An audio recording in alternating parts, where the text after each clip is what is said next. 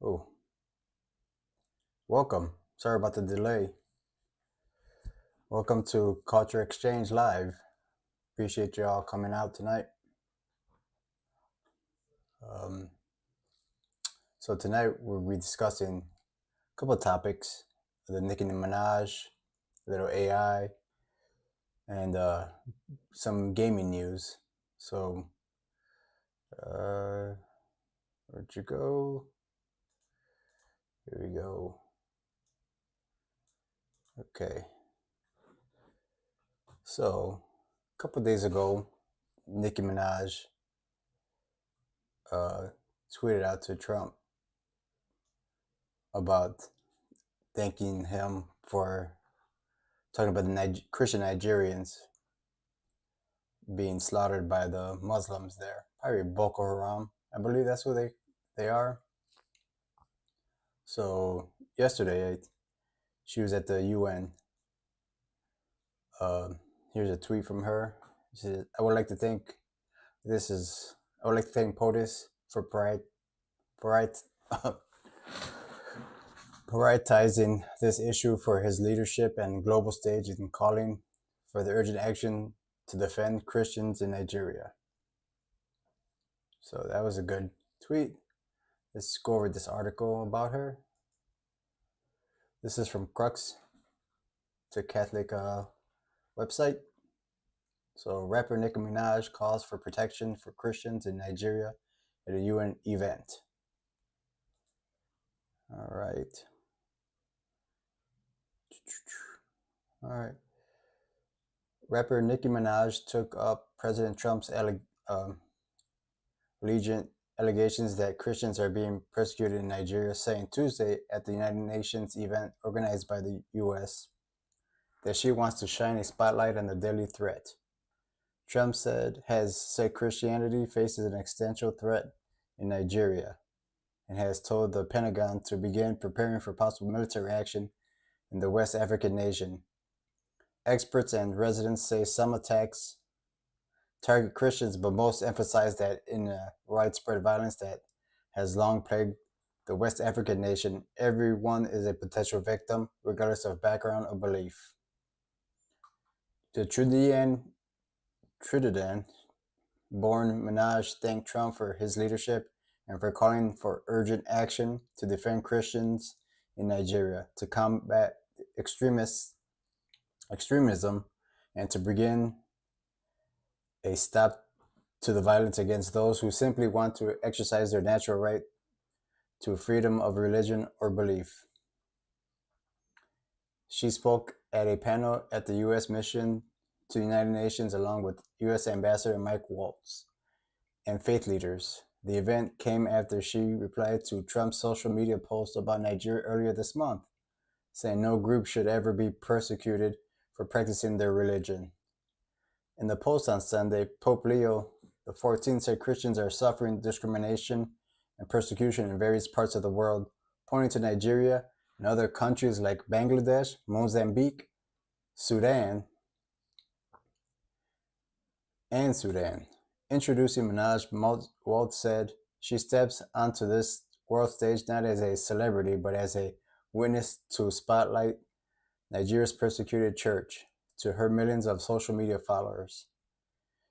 She said she was very nervous to speak before the panel. Minaj vowed to keep standing up in the face of injustice for anyone, anywhere, who is being persecuted for their beliefs.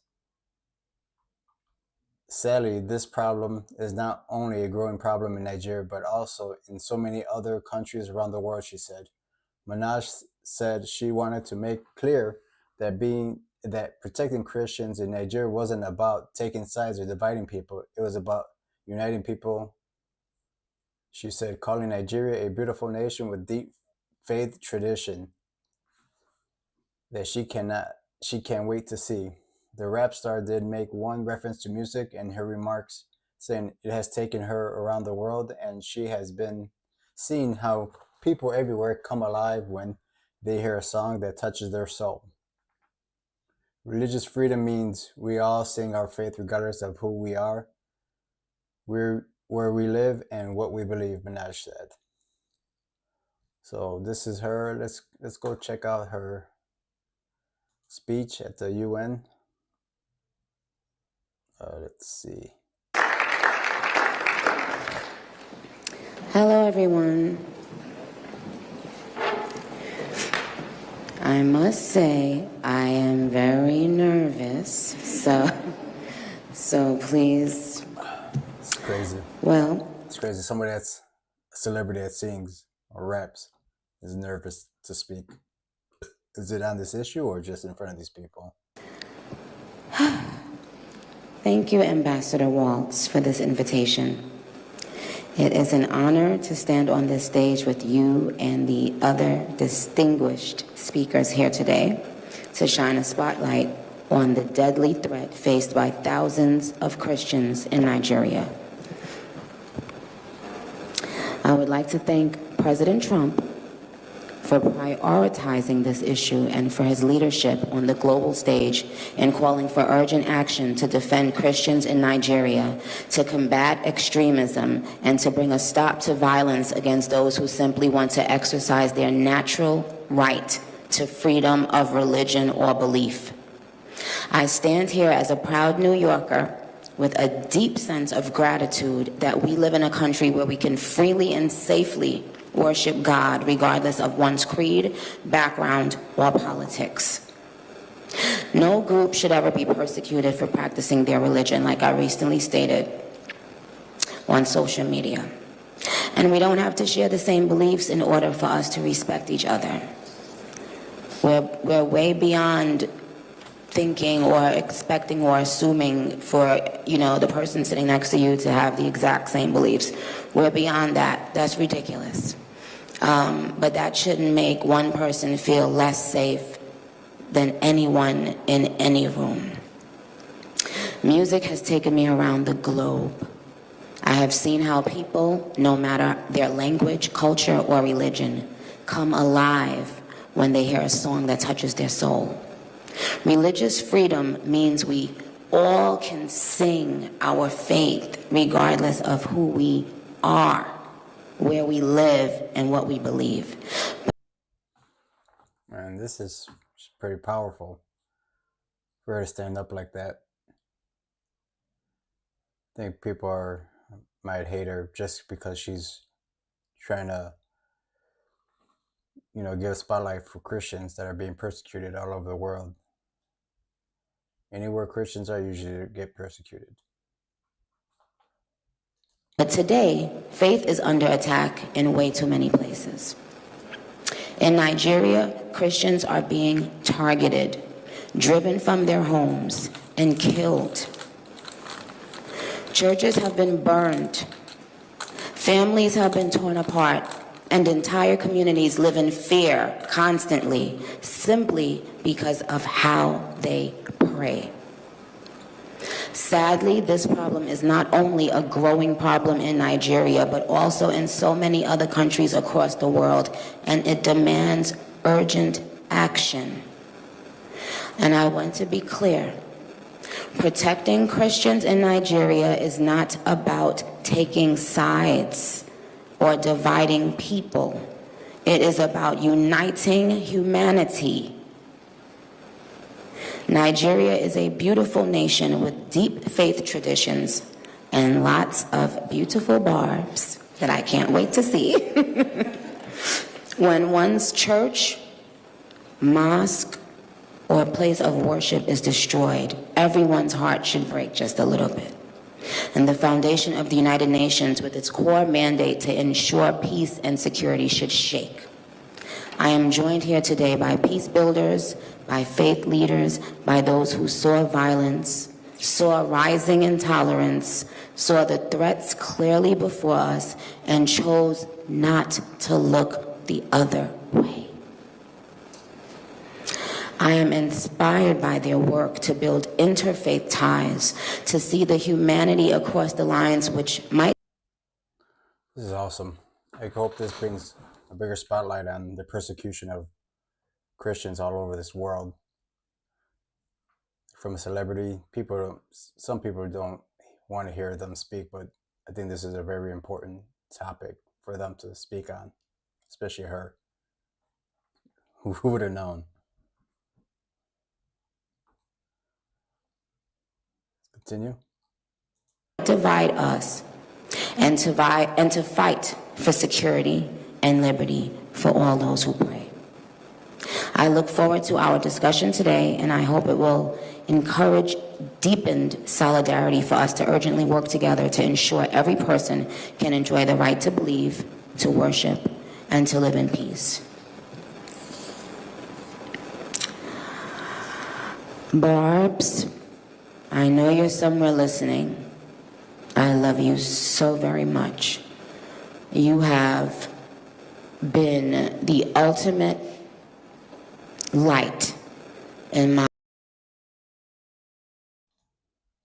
I guess Barbs are her fans. Is that who they are, chat? Can anybody, if anybody's out there knows, let me know. Short for Barbie, maybe?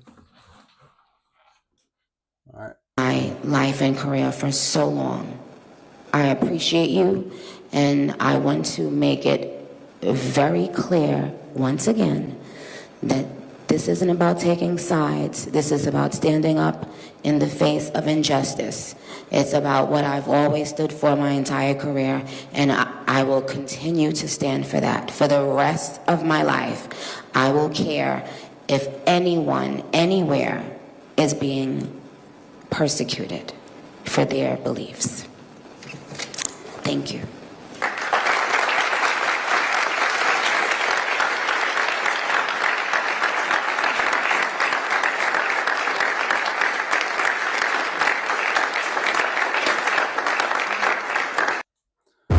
If the Nigerian... That's a great job. That's awesome that she did that. You get some positivity out of what's happening. Get some eyes on that.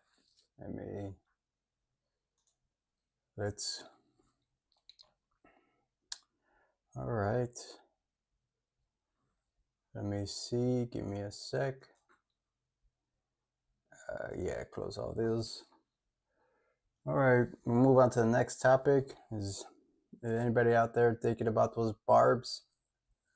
What's that stand for? And God bless those Christians and the Muslims. Make sure everybody's safe out there in the world. Let's have a discussion about AI. Here we go. Oh, is that the right one? Actually, yeah. All right. So AI has been taken over, and got a couple articles about the bishops, U.S. bishops, been discussing AI and making sure it's used properly for humankind. So I'm gonna go over a couple of articles. Let's go over this one. This one seems pretty good. So this is AI helping angel or a diabolical machine? All right, so give me a sec. All right, I'll teach you the. Okay, this is from John Cornwell. This was a couple months ago. So, last month. I'll teach you difference, declares the Duke of Kent in Shakespeare's King Lear. The ability to discern potential for both benefice and harm in the rise of intelligent machine was never more urgent.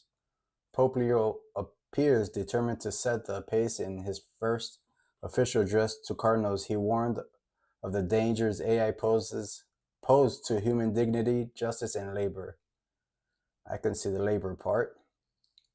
Speaking later to journalists, he praised the immense potential of the technology while cautioning that it requires responsibility. Yeah, because there's no morals there. Whoever defeated garbage in, garbage out. Okay, let's continue on. I hope there were movies in the 80s to ensure that it can be used for the good of all. Just as his namesake Pope Leo the 13th promoted workers' rights in the midst of a new machine age at the end of the 19th century, Leo XIV has established himself as a global moral leader in the face of burgeoning algorithmic technology, warning of their dual aspect. Give me a sec. Something just happened. Sorry about that. Okay. No. Okay. Continue on. Establish more warning of their dual aspects. AI has shown in its capacity to process vast amounts of data at lightning speed, bringing benefits to an array of technologies.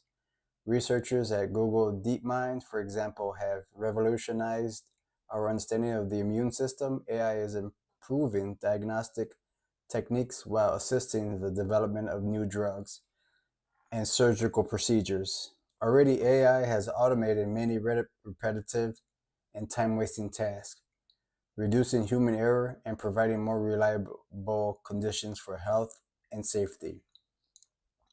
It's customary among advocates to talk of AI as an angelic helper. It may prove a fallen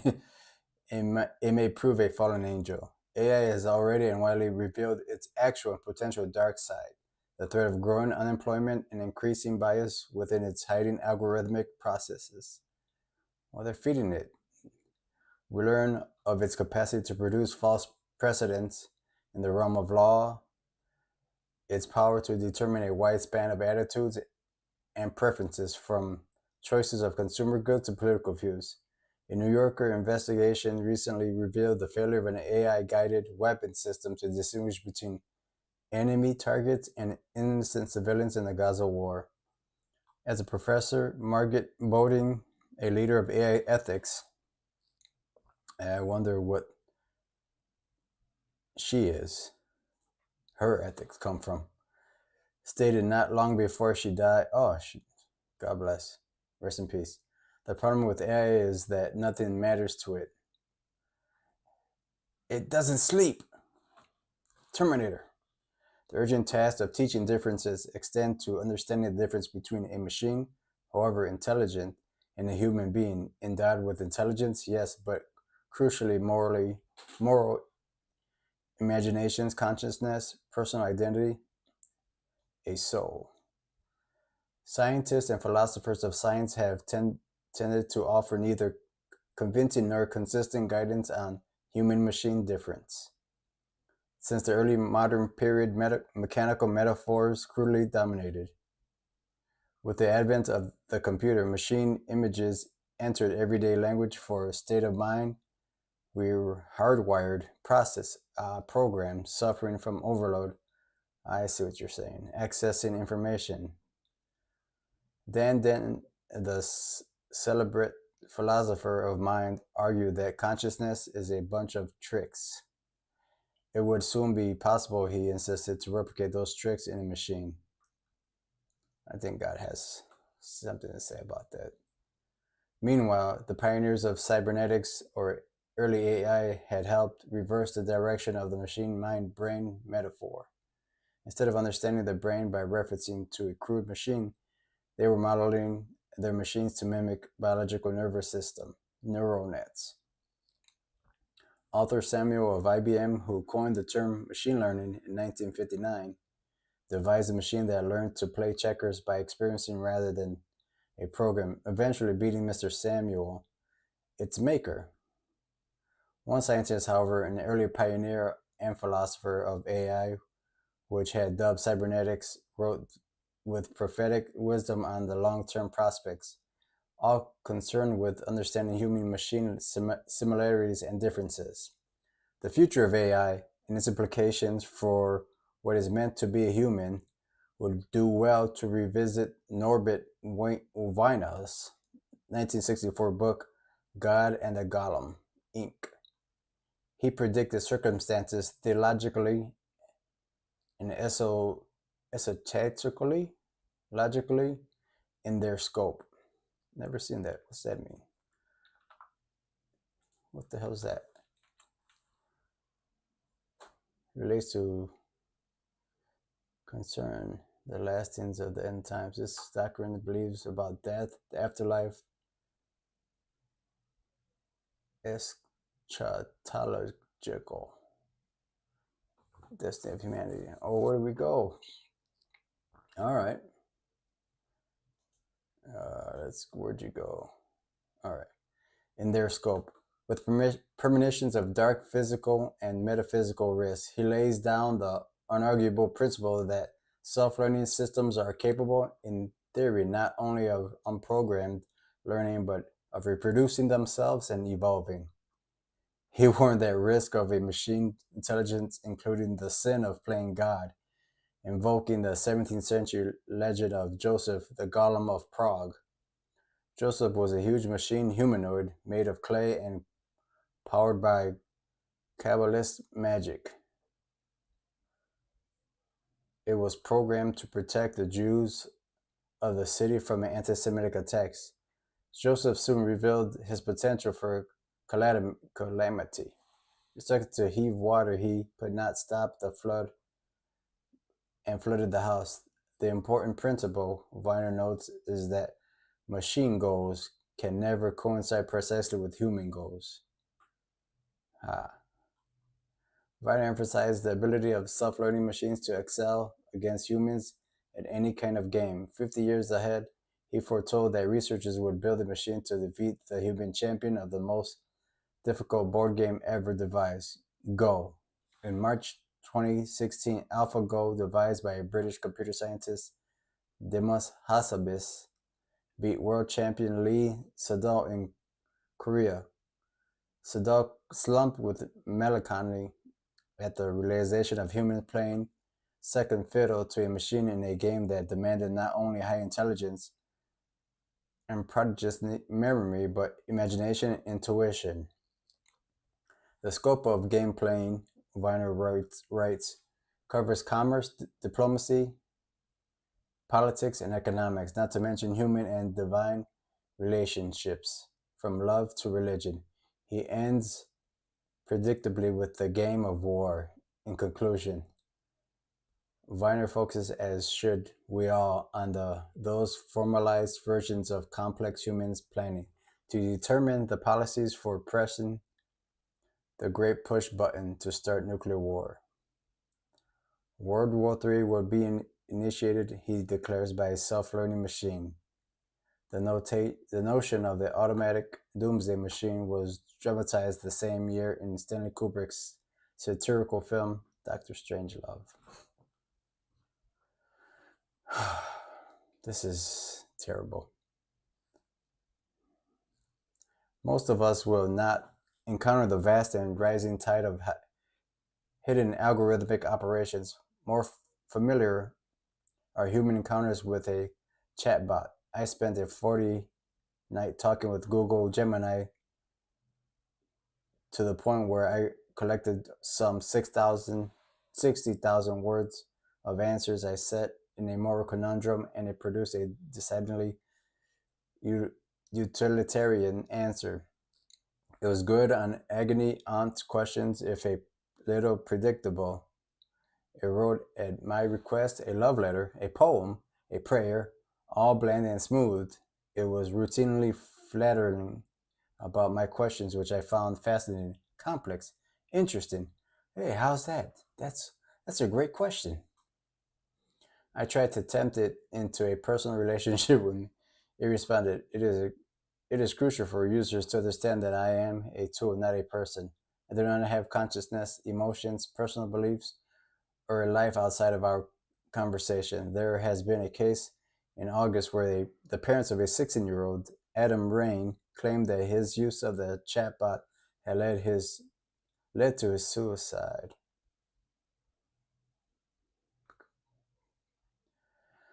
Oof, that's heavy. I questioned Gemini. It responded, chatbot mirrors the user's language and often validates their thought and feelings.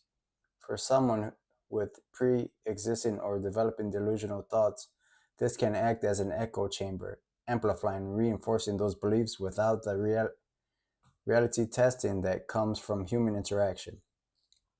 So much for the chatbot as a kind of necessary angel. A Cambridge colleague in computer science warns that it's more of a stochastic or zombie parrot. Against this background, the church must remain vigilant in addition to its document Antiqu et Nova on the opportunities and ethical challenges of AI, published by the Holy See earlier this year. Last month saw a salutary Vatican warning involving AI from the perspective of an environmental crisis. Irish Bishop Paul Teague of the Dicastery for Culture and Education, speaking at a European theology conference in Dublin, highlighted that massive energy splurge sustaining AI, not least the chatbots, equally to energy consumption of a country the size of Ireland. Yeah, they're going to need some nuke power. I think what was that? Microsoft bought its own nuclear power plant.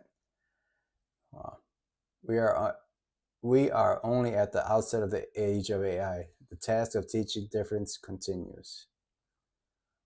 Well, this is crazy. Hopefully, you prepare, and hopefully, the people that are building these AI bots, AI, give it some morals and clarity of humans, and not just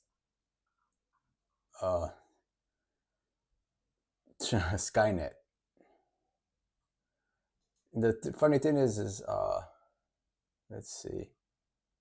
This is a couple articles about the Pope. Similar article, I believe. But there was one that I thought, let's check out, I think Father Rippinger. He was talking about how people are using his face and such for AI. Alec Rippinger, my full name, or if that's just what that is for car. There's one called The American Exorcist is putting stuff out that I don't have anything to do with.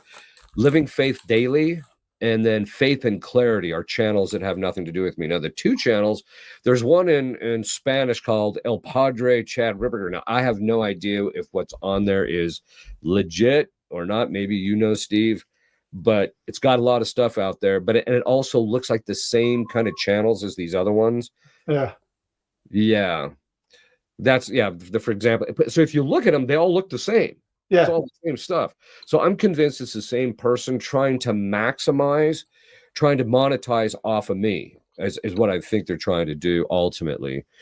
Although I think there could be some nefarious attitude towards this. But then the other one is called The Demonic Paradise, which you had put up before, which is saying I'm saying stuff that is completely contrary to anything I would have said or ever have said. And this is, again, another case of impersonation, but it's almost impossible.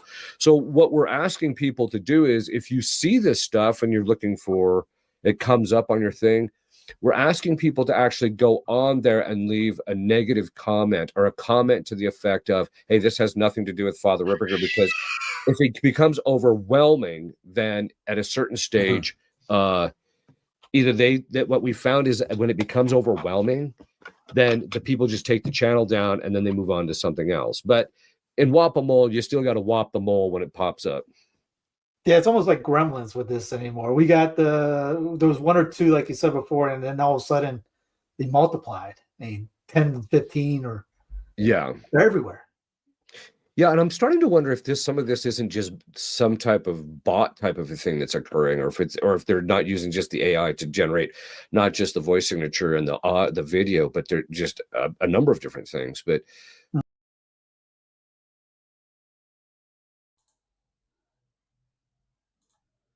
I would say it'd be more them just grifting off him.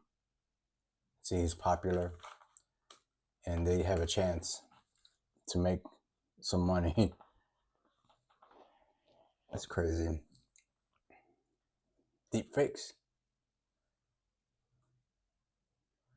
Let's continue on.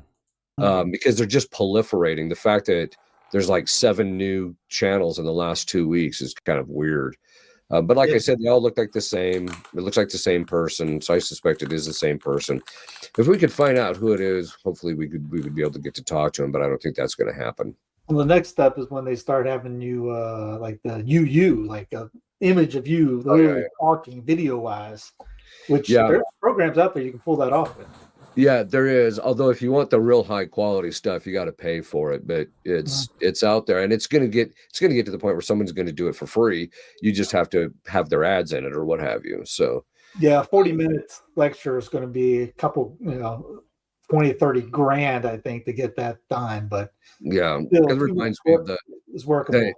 I had learned about this about 2 years ago. There's actually I don't know if you've heard about this. There's an AI engine that they actually have. It's gonna take a lot of power. Your electric bills are gonna go higher if you live by any of these data centers. So, it's a proprietary thing in Hollywood where you can feed it a normal written script, and it will produce from scratch, not taking bits and pieces from other videos, but produce from scratch a completely realistic video from beginning to end, a movie from beginning to end. And I talked to a guy and he says, yeah, it's actually pretty good. It's not where it fully needs to be, but it's kind of like a B+ kind of movie type of thing. It's not quite fully there yet, but you can keep tweaking it to where you finally get. But he said have access to run that machine for like an hour is brutally expensive, which is still cheaper. It's a lot of power consumption. In fact, we're going to need nuclear power. Should have gone that direction anyways, regardless of AI. Than trying to produce it online. So I think who knows, Hollywood might just find themselves on the short end of that whole AI thing, which they know it's coming.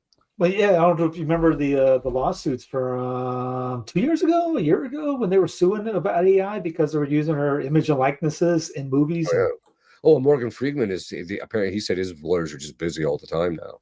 Oh yeah, just dealing with this just because of his voice, because he's got that distinctive voice. But and then you got I bet you they're gonna get paid for their voice and their looks. Music guys upset about it too. Now there was 3 country songs in the top 10 AI, and then you got the music guys all upset trying to do some kind of how do we keep that out to protect their livelihood. I mean, I've made 8 country music songs in a day. Oh yeah. It's easy to do. Yeah, well, and I think the thing what they need to do is just start a separate genre. Okay, this is Western AI or something. And I think the thing I don't care that much for the modern Western music anyway. Growing up around my dad, we listened to the stuff that was like the 40s, 50s, and 60s kind of stuff, which was a little bit more Westerny. But and you and I, Steve, have actually talked about one of the things, and this is something that we can actually talk about, is the fact that in relationship to the AI, they now have these chat bots that basically, or it's not even a chat bot, it's actually a thing where it'll take stuff from your past, like if you've got a video or an audio from your dad or something like that, it'll extract it out, and then you can actually have an interaction with it as if you're talking to your dad now.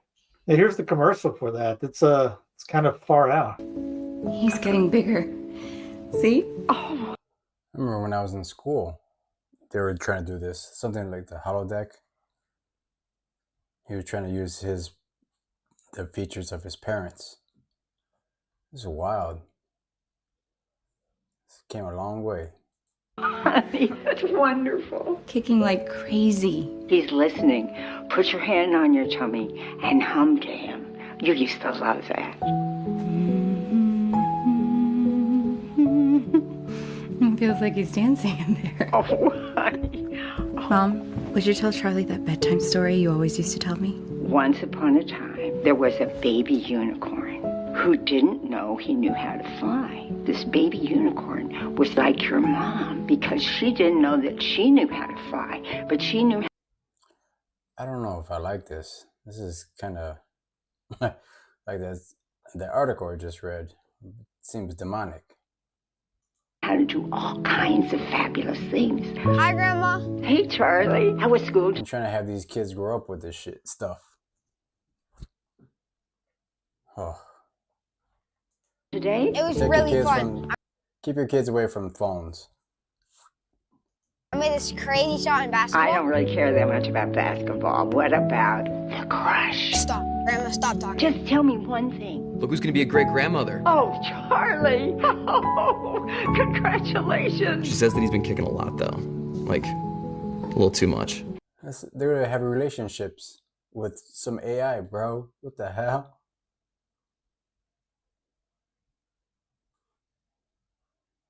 No wonder why it said that kid deleted himself. Tell her to put her hand on her tummy and hum to him. It's You terrible. loved that.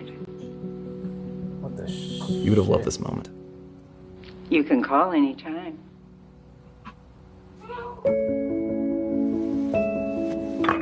Okay, Mom, I just need a quick video. Is this like an audition or something? No, Mom, just 3 minutes. You need my best Before side. you croak, I want to be I can play the piano. so talented. I am. I'm your mother after all. Keep going. Funny story. But it's not her. It's not her. Where's her soul?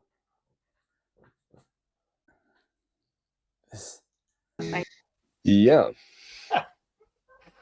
Talk about having imaginary friends for the rest of your life, in a sense.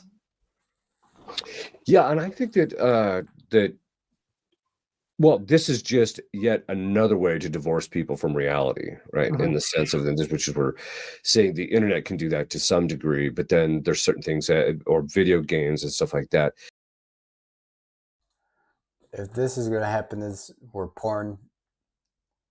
Guys, stay away from porn. Don't do it. Don't do it. Lust, bad sin.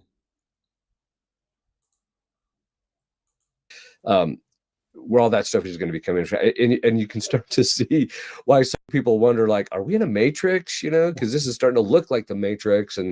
But anyway, that being said, I think that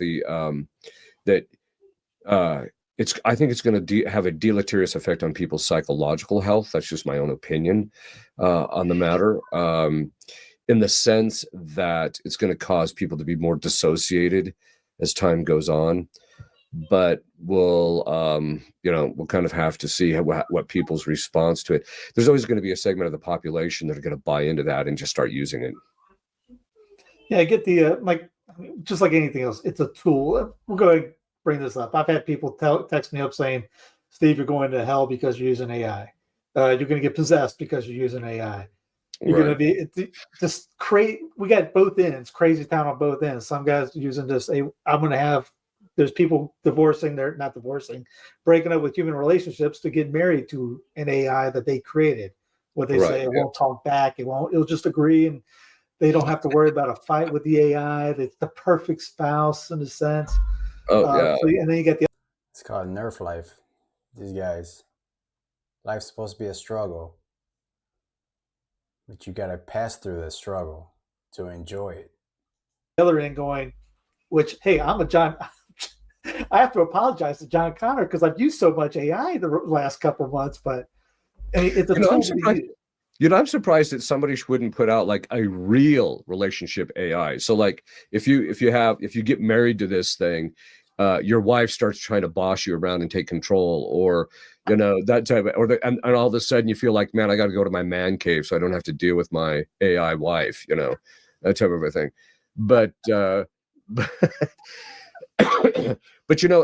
this actually had a precursor. I don't know if you remember that Star Trek episode where I can't remember it was. One of the crew goes into the holodeck and has it project a specific person so that they can interact with him to kind of sort something out.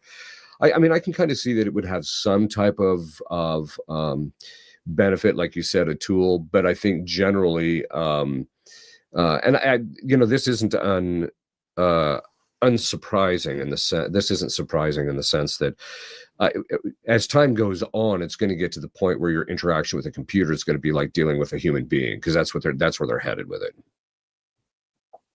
Yeah, the almost like people don't even want to talk to another human being anymore. Rather talk to a computer, which again goes back. Well, a computer doesn't argue. This is simple life. This is, people don't want problems, but back to it won't yell at you, makes you feel good. Kind of like Albert lectures you bring up about manliness. Instead of taking the hard, we go to the easy part. We go to somebody that's just going to be like, hey, you look good. We like you. You're a good person.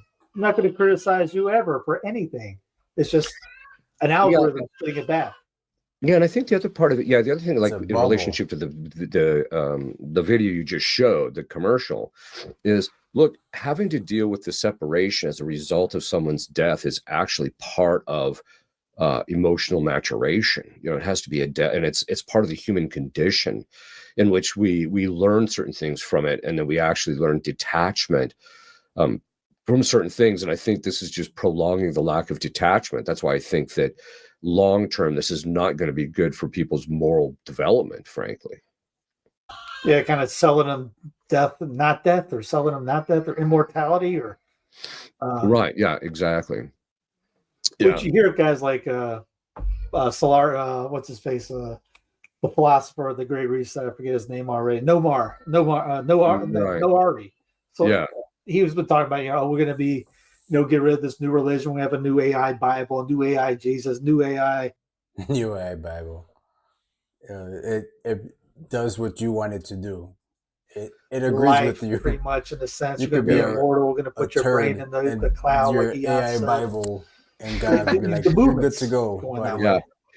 It doesn't sound any different than what Satan tempted Eve with. You'll be like the gods, knowing good from evil. It's just, and you'll be hooked into the matrix. So you'll have instant knowledge of anything you actually want and that type of a thing.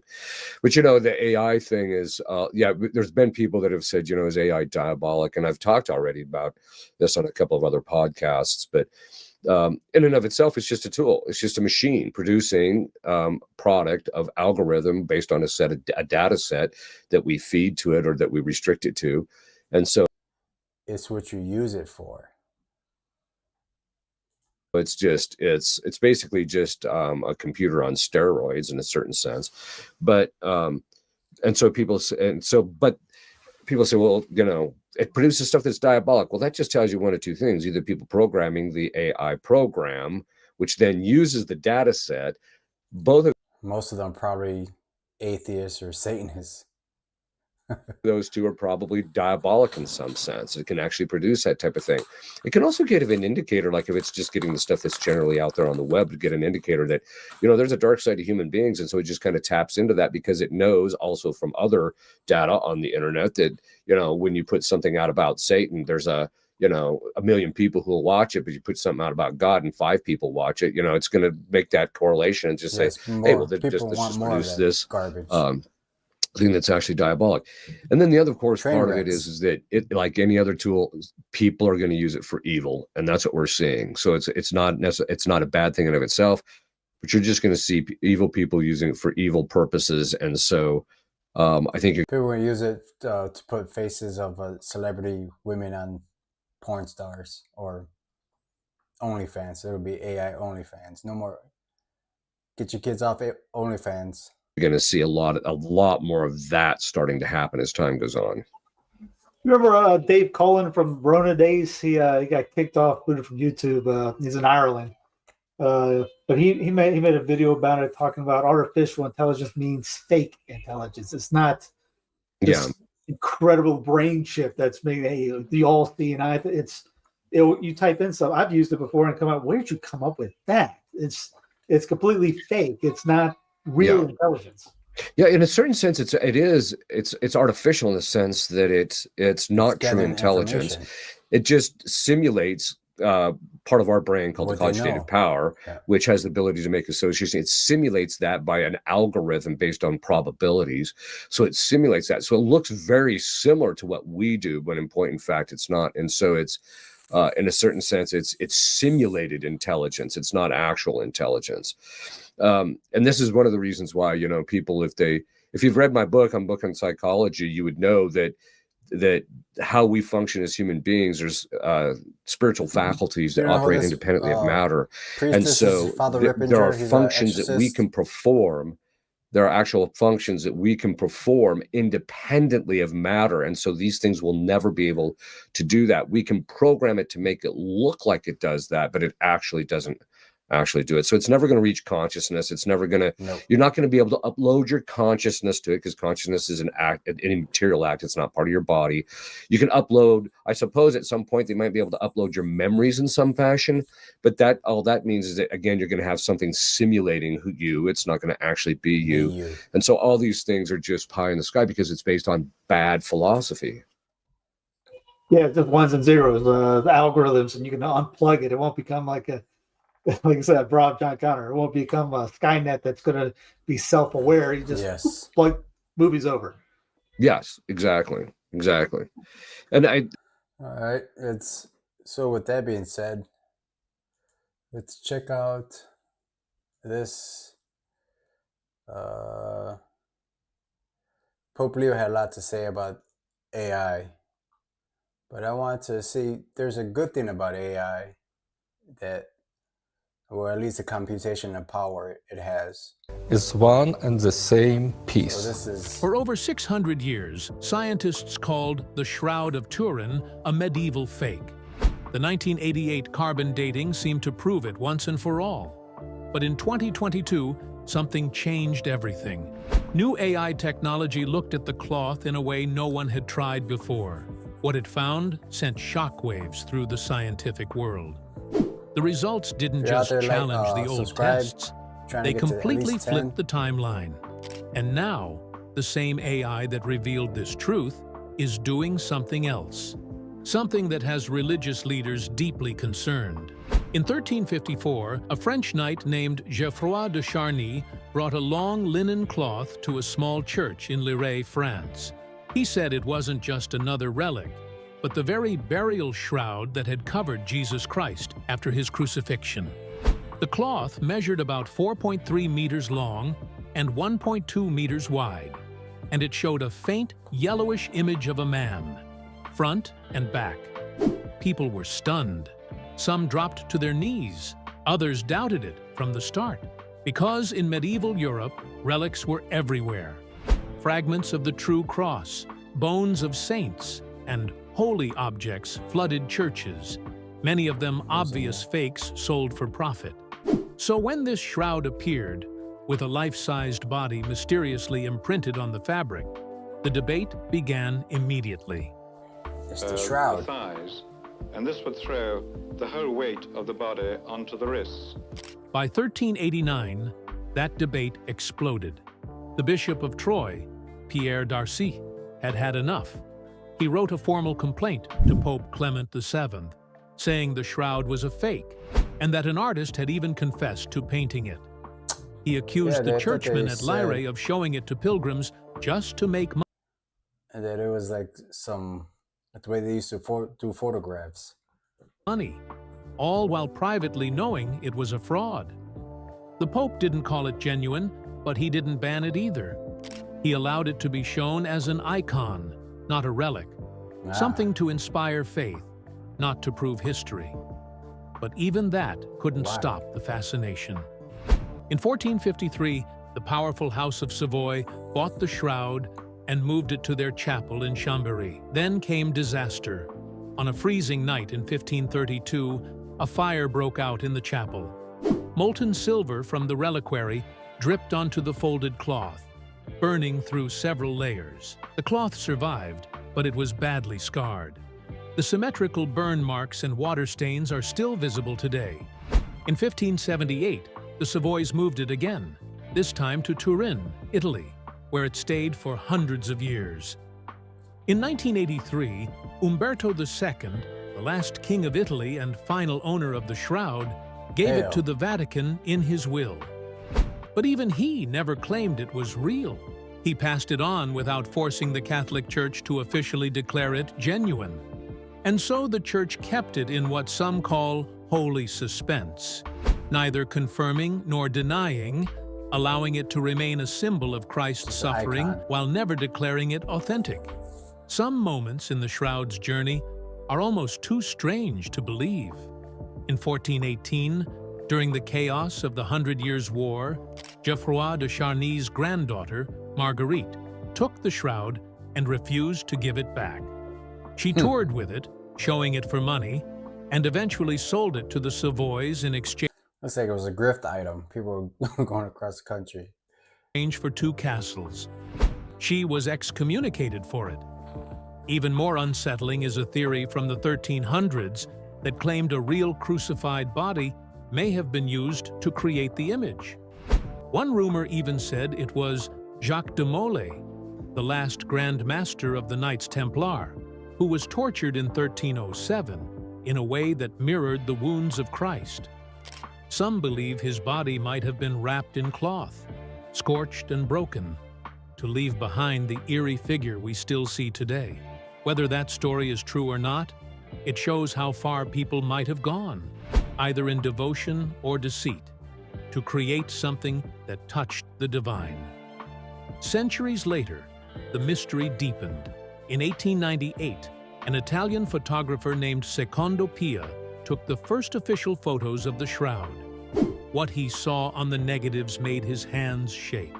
The faint image on the cloth suddenly became clear, showing the face and body of a man in haunting detail. It looked three-dimensional, almost like a sculpture lit from within. This changed everything. Scientists began to analyze the image using modern tools. In the 1970s, computers revealed that the darkness of each part of the image matched the distance between the cloth and a hypothetical body, meaning the cloth somehow could you just replicate it and put it on somebody? Not the actual shroud, but make a copy? captured depth information. This wasn't just a drawing, it encoded shape. Then came the wounds. Researchers counted more than 100 markings that looked exactly like scourge wounds. Dumbbell-shaped lesions consistent with Roman whips that had metal balls on the tips. They appeared cat of nine tails on the back, chest, and legs, just like the gospel accounts of Jesus being flogged. Under ultraviolet light, these marks even glowed with the same halo pattern that dried serum leaves behind, the same way real blood does when it clots and leaks. The man's face looked battered, with a swollen cheek and what seemed like a broken nose. These features were invisible to the naked eye in normal light, but the camera and computers saw what no painter from the 1300s ever could. Even skeptics admitted it was a masterpiece, if it was fake. One historian famously said, "If this is a forgery, it's a bloody brilliant one." Wow. They did a great job. I'm trying to figure this out. Photographic image, in my opinion, untouched by hand. Not made by man. Because it didn't just look like a man. It looked like a man who had suffered in ways that matched the crucifixion story in painful, precise detail. And it preserved those signs in a medium so strange that even with all the science we've thrown at it, the shroud refuses to give up its secret. For centuries, the shroud remained silent, hidden behind glass and legend.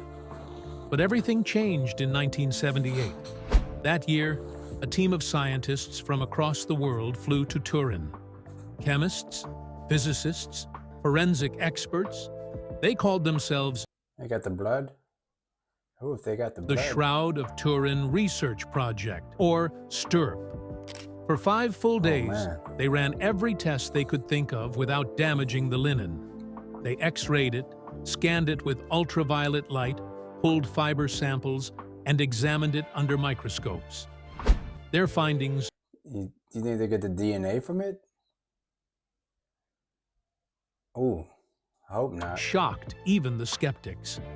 In 1981, they finally released their report. They declared that the image on the cloth was not painted, not drawn, not dyed. No pigments, no brush strokes, no binding agents like you'd find in paint. What they found instead was something much stranger. The fibers themselves were scorched in a pattern that looked like a man, but they couldn't explain how. They proposed theories. Maybe it was a chemical reaction, maybe some kind of radiation burst, but none of them could fully explain how a three-dimensional image ended up burned into ancient linen with such detail. It was real blood, too. Bloodstains lined up with wounds on the body, wrists, side, feet, forehead. It wasn't just random splash. I don't understand if people believe Jesus existed and who he says he is, why couldn't this image be there?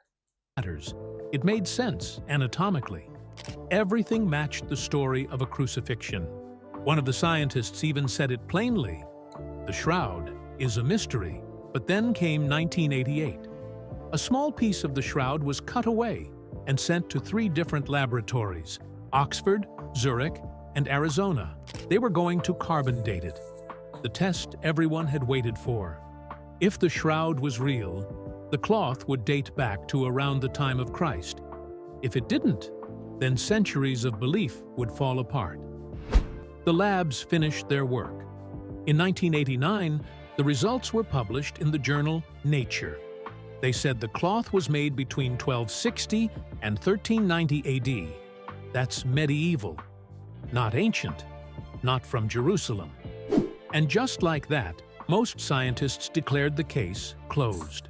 Newspapers around the world shouted that the shroud was a hoax.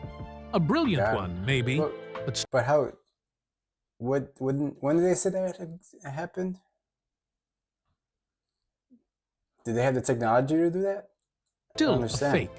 And yet, not everyone accepted that conclusion. There were problems. Statisticians noticed that the 3 labs had come up with strangely different dates. That shouldn't happen. When the raw data was finally released, it showed something odd. One end of the tested strip gave an older date than the other end. That shouldn't happen either. If the cloth was from the same time period, every tiny piece should test the same. This hinted that the sample might have been a mixture of old and new threads. It turns out the area they cut the sample from wasn't just any part of the shroud. It was from a corner that had been damaged in a fire in 1532. That spot had been repaired. Experts suspected that nuns had rewoven that corner with newer thread centuries after the shroud was first made. 2 researchers, Joe Marino and Sue Benford, argued that Renaissance weavers could invisibly reweave old linen with newer cotton and then dye it to match.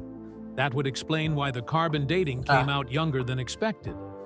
Then in 2005, Ray Rogers, who had been part of the original STURP team and had dismissed the reweave theory at first, got new threads. He became a believer. He couldn't help himself. Let's get back samples from the same corner. Under the microscope, he saw exactly what Marino and Benford had claimed. Cotton threads coated in dye. Newer material interwoven with old linen. And crucially, it was completely different from the rest of the cloth. If the labs had tested that repaired patch, the date they found wouldn't tell us anything about the actual age of the shroud. No, it wouldn't. Rogers came to a shocking conclusion. The carbon dating was invalid. They hadn't dated the shroud. They had dated a medieval repair. Still, many in the scientific world were skeptical, but the questions didn't stop. In 2017, a legal request forced researchers in the UK to release all the raw carbon dating data. By 2019, a new statistical analysis confirmed the earlier suspicions. The data was inconsistent. It wasn't reliable. And that meant the door to the mystery was open again. Other clues had already started piling up. In the 1970s, a Swiss criminologist named Max Frey had pressed sticky tape across the shroud and collected tiny particles. After he died, they got Columbo on this case. Botanists continued his work. By the late 1990s, they had identified 58 different types of pollen. Not just from France or Italy. Many were from the Middle East, plants found only in Jerusalem, the Dead Sea, and Sinai. One of them, Zygophyllum dumosum, only grows in Israel, Jordan, and parts of Egypt. Its pollen, and even faint traces of its flower, was found on the shroud. Of course, critics argued that pollen can travel, can stick to clothes or containers, but the pattern was too specific. It wasn't just 1 or 2 foreign grains, it was a wide variety, all pointing to the same region, ancient Judea. And there were more strange findings. In 1995, a doctor named Alan Wanger used image enhancement software to study the shroud. Let's go with the AI. He claimed to see faint outlines of flowers, even coin patterns near the eyes. He said the markings resembled Roman coins from the time of Pontius Pilate. Not everyone believed this. Some thought it was imagination or artifact, but the idea stuck. The shroud might carry traces of its long journey. Then came 2002. The shroud was professionally restored. Damaged edges were trimmed, old patches removed, the backing cloth replaced. This gave scientists access to new parts of the linen. They noticed something striking. The bloodstains on the cloth didn't just look random. They followed the laws of gravity, anatomy, and trauma. Blood had trickled from the wrists down the arms. The FBI had... This is crazy. It had pooled at the lower back. There were puncture marks in the wrists and feet, exactly where nails would have gone. And even more intriguing, the thumbs were not visible. In Roman crucifixions, nails driven through the wrists can damage the median nerve, making the thumbs contract. That's what the shroud shows, and that's something no medieval artist would likely have known. In 2005, an Italian medical examiner, Dr. Pierluigi Baima Bologna, published a full study. He concluded the wounds were consistent with a man who had been crucified, his arms outstretched, his body strained, blood flowing just as it would from such a death. The image didn't match the popular art of Jesus from the Middle Ages. It matched what modern medicine and archaeology know about Roman execution. In 2022, something unexpected happened that shook everything we thought we knew about the Shroud of Turin. A group of Italian scientists, led by... I wonder if these are the same Italians that are using, what is it, sonar? No, LiDAR to look at the pyramids.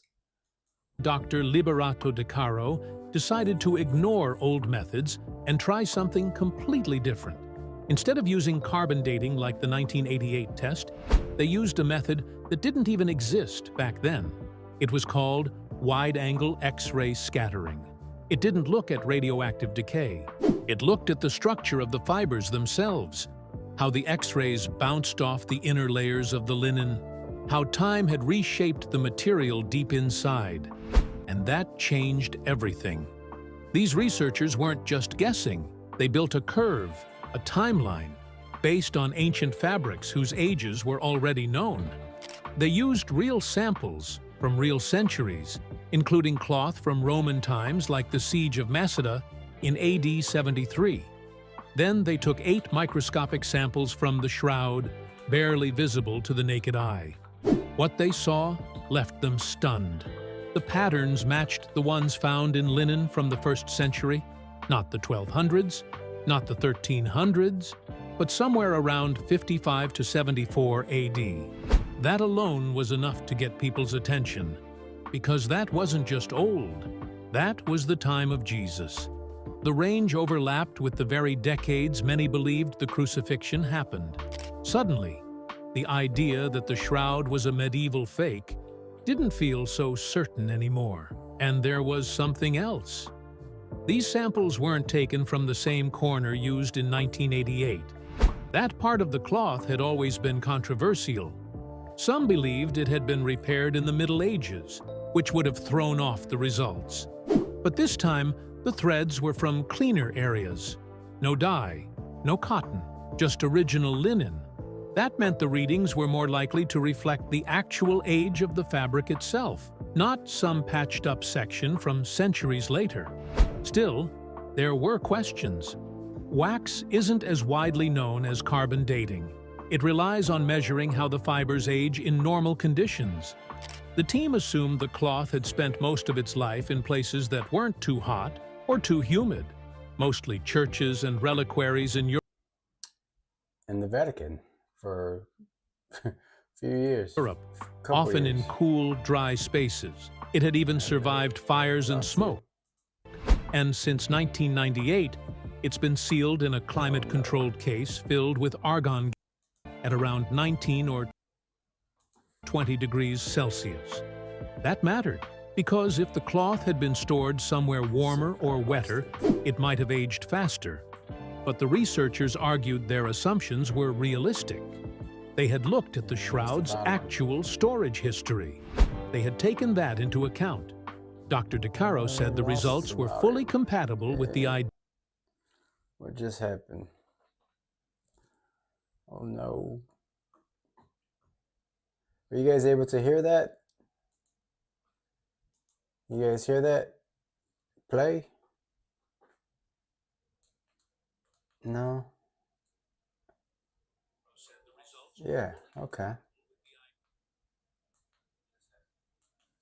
That the shroud was 2,000 years old. He even said the carbon dating from 1988 was probably wrong, and the sample they used wasn't representative. In interviews, he didn't hold back.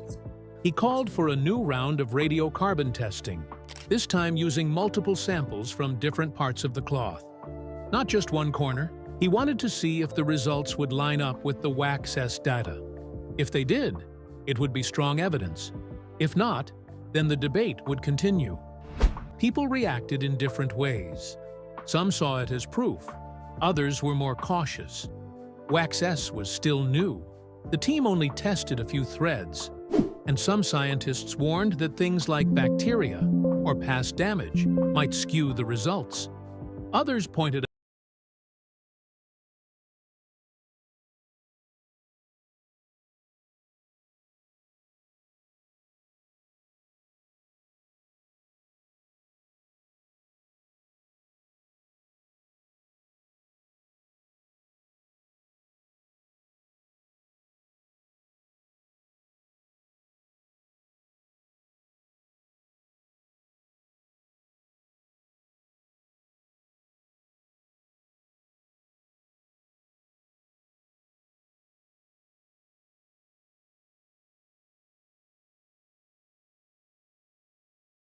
the debate would continue.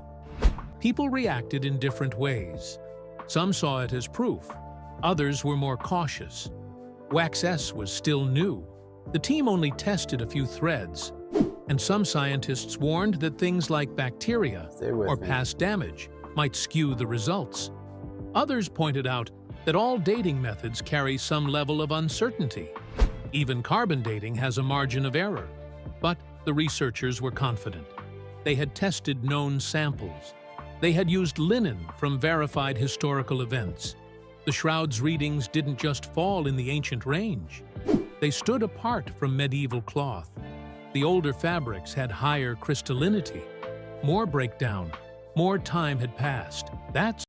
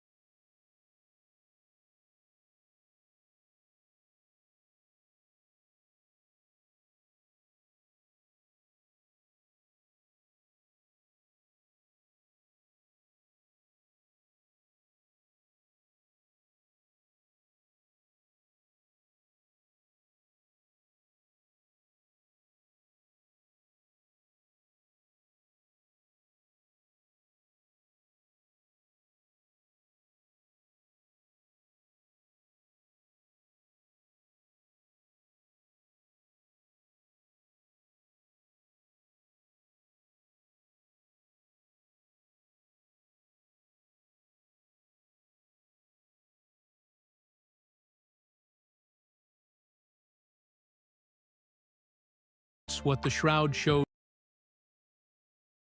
2. When the study was published in the journal Heritage in 2022, it didn't explode immediately. But by 2023 and 2024, people began to notice. It circulated in science news, Christian websites, historical journals. Some saw it as a turning point. Others called it just another theory. But the facts were there. The tests were real. The results were recorded. And for the first time in decades, the debate had shifted. While scientists were still trying to figure out how the image on the Shroud of Turin was even created in the first place, another group took a very different approach. Instead of solving the mystery, they tried to reimagine it using modern tools. In 2023 and 2024, artificial intelligence tools like Midjourney, DALL-E, and Stable Diffusion became incredibly powerful. So Shroud researchers and curious artists had an idea. What if they could ask AI to show the real face behind the shroud? What would Jesus look like if you turned that faded image into a lifelike human being? In April 2024, the Daily Express in the UK tried exactly that. They used Midjourney to generate a human face based on high-resolution images of the shroud. Broken nose. They might have added some descriptions too, like the crown of thorns, the bruises, the hair. The result was strange and haunting. It looked like a man in his 30s with long, wavy hair down to his shoulders, a full beard, and a pair of tired, sad eyes. The face wasn't just randomly generated. You could actually see what looked like small cuts on the cheek, swelling around the nose, and even the faint puncture wounds across the forehead. These were details copied directly from the shroud. The lash marks, the blood trails, the signs of suffering. To many people, it felt like the shroud had finally been turned into a real person. The newspaper called this image the true face of Jesus. They weren't subtle about it. With new studies claiming the cloth really dated back to Jesus' time, this AI creation suddenly felt more than just a guess. And soon, others jumped in. The Sun, another British paper, used GenCraft AI to make its own version. Their Jesus had hazel eyes and a gentle, worn-out look, like someone who had been through a lifetime of pain. There were clear bags under the eyes, a soft expression. The article even called it the face of an exhausted savior. Some versions of the image also showed clothes, though many people argued that this was a mistake.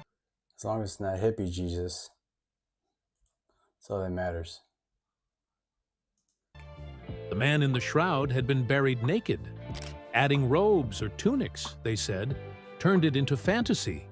Then things went even further. On YouTube and TikTok, creators began animating the face. They took the still image and brought it to life, adding blinking eyes, small movements, and soft head turns.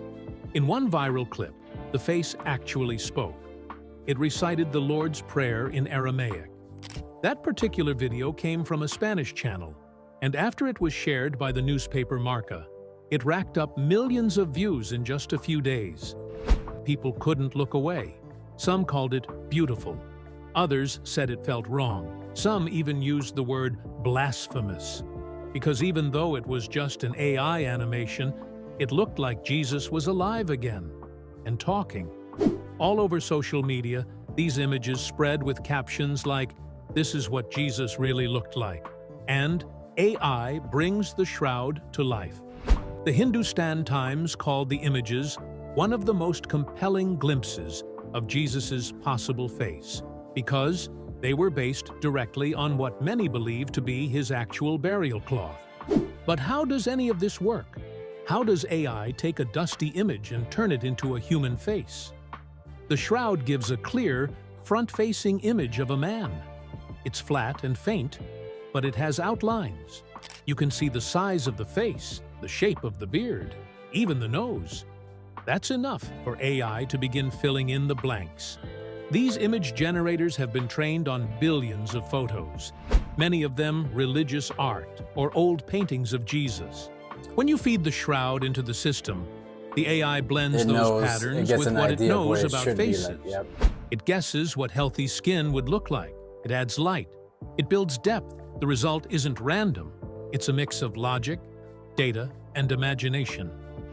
One more twist. The team at the Daily Express said they didn't just use a flat image. They added 3D data from the shroud. That's because the cloth actually contains faint clues about distance. If you scan it the right way, you can measure the raised parts of the face, like the nose and cheekbones. The AI used that too. That's how the animation ended up with a swollen cheek on one side and a crooked nose, both of which matched the bruises and injuries on the real shroud. These tiny touches made the image feel more real. To people who've studied the shroud for years, it didn't feel like a random guess. It felt eerily accurate. The AI became like a digital artist, cleaning up the blurred parts, sharpening the lines, and filling in the gaps with color. It took the sepia tones of the cloth and replaced them with warm, olive-colored skin. The blood stains turned bright red. The hair became a soft brown. And in some versions, the wounds on the body even followed the logic of gravity. Blood trickled downward in the direction it would have flowed if a man were hanging on a cross. These weren't just pretty pictures. They were studied, edited, processed, and designed to match the shroud detail for detail. Some people were excited to see what AI could do with ancient relics, but not everyone was thrilled. In fact, for many Christians, the moment those AI-generated Jesus faces started spreading, it felt like a red line had been crossed. Okay. Seen the Unseen. Go, I guess, check it out on their channel.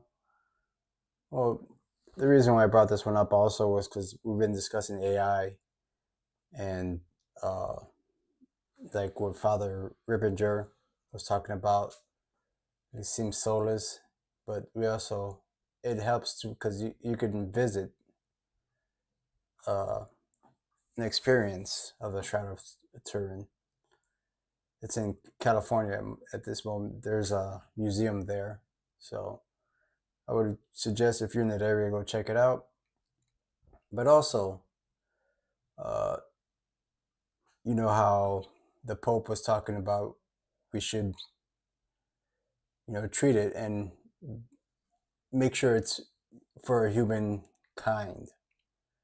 So there's a new Hollywood, and he also had a Hollywood come by the Vatican. So let's discuss. This is what's her name? Tilly. Tilly's meet the creator of the AI actress Hollywood loves to hate. You're gonna see a lot of Tilly Norwood next year. So Tilly was made by, I guess, Particle 6. So this is a new, what they're trying, I guess they're going to try to, manipulate or put in so they don't have to pay the actors or actresses. Let's watch a quick article or news story on Tilly. The name is Tilly Norwood. She appears to be a fresh-faced young woman who posts about pursuing an acting career. Watch this. Let's get to know each other, and thanks for watching. The reason this is getting attention is this actress is completely AI generated by a company called Particle 6. Tilly Norwood, 100% AI generated. By some company called Particle 6. She'll do anything I say. I'm already in love. Girl next door vibes. Like if a Sunday roast went to drama school and got BAFTA optimized. But can she cry on Graham Norton? Of course she can. And it'll be clipped, subtitled, and monetized on TikTok by lunchtime. And Tilly Norwood has human actors quite a bit upset and definitely speaking out this morning. Major stars speaking up, saying that the AI, was trained using their work without their permission and without compensation. That is where Claire Duffy comes in to tell us about all of this and why this one seems different than other things. Yeah, I mean, it's really striking from that clip that you just played there that the first mainstream version of this we've seen, they're advertising it by saying this is a young woman who will do whatever we say, whatever we want. This speaks to the concerns that Well, don't actors say I can be whatever you want me to be?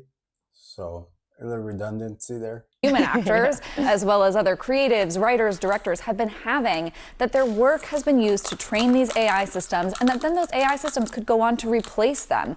So this really has sparked backlash, in particular after there were reports that Hollywood talent agents have been looking to sign Tilly Norwood to shop out for acting gigs. We've seen a number of mainstream actors turning to this Instagram page to express their frustration. I just want to read some of these comments. Cameron Cooperthwaite says, "This is incredibly thoughtless and frankly disturbing. I hope this backfires in every way humanly and, well, non-humanly possible." Mara Wilson says, "You didn't make this. Hundreds of real workers, real photographers, camera operators, heck, even farmers made this. You took their work and pretended it was yours." And Sophie Turner says simply, wow, no thanks. We also are now seeing a statement from the Actors Union, SAG-AFTRA, which says SAG-AFTRA believes creativity is and should remain human-centered. The union is opposed to the replacement of human performers by synthetics.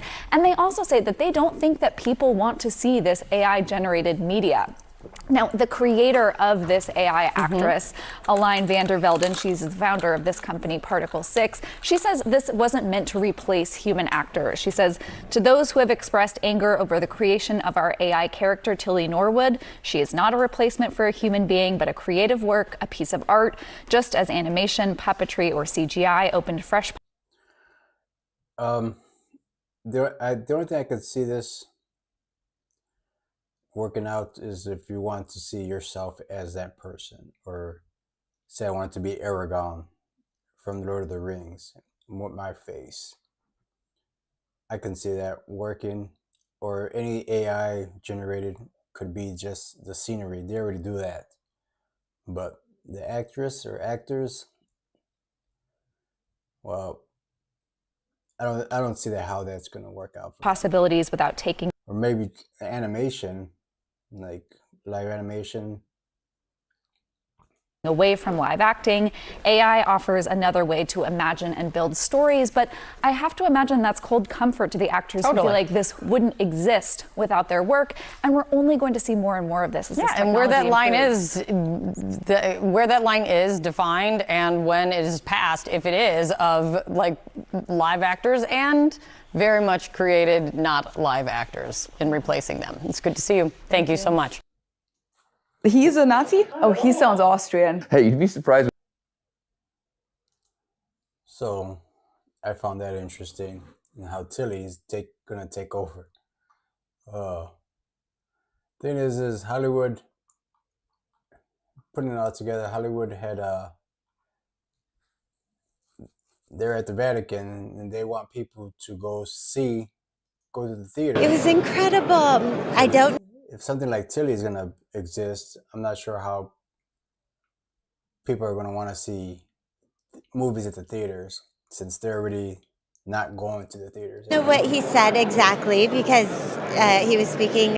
This is Leslie Mann. I think she was married to Judd Apatow. Italian, but we have it written down in English, so we'll go home and read it. But it was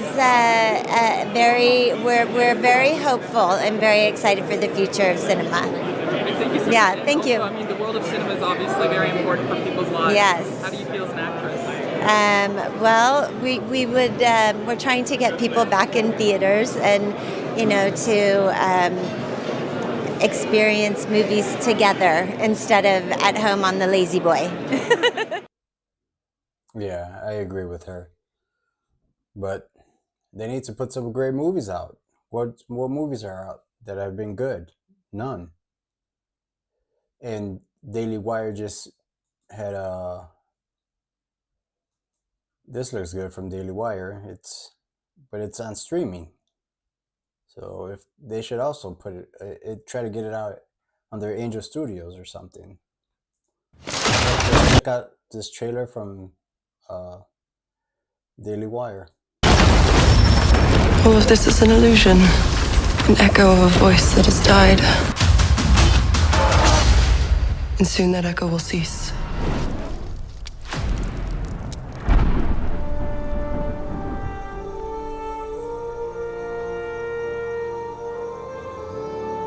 They say that Merlin is mad.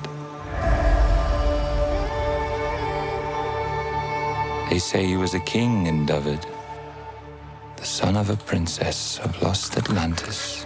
They say the future and the past are known to him, that the fire and the wind tell him their secrets. The magic of the hill folk and druids come forth at his easy command. They say he slew hundreds. Hundreds, do you hear? That the world burned and trembled at his wrath. The Merlin died long This looks great. before you and I were born. Merlin Emrys has returned to the land of the living. Vortigern is gone. Rome is gone. The Saxon is here.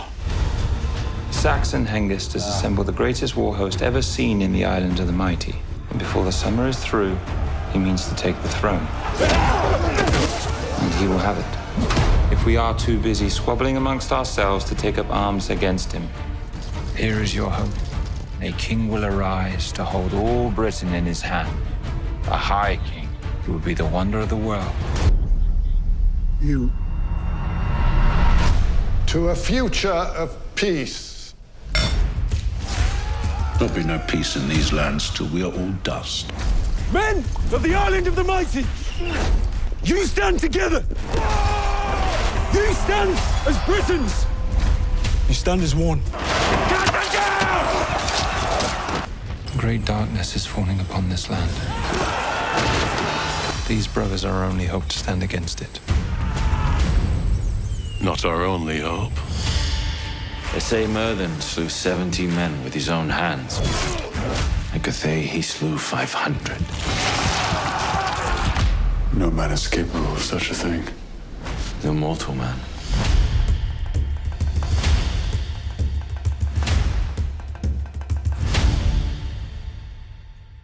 Oh man. They gotta release that. See, this can be hard for people to see that. It looks great. Well, yeah, they're gonna have a hard time. But that looked awesome.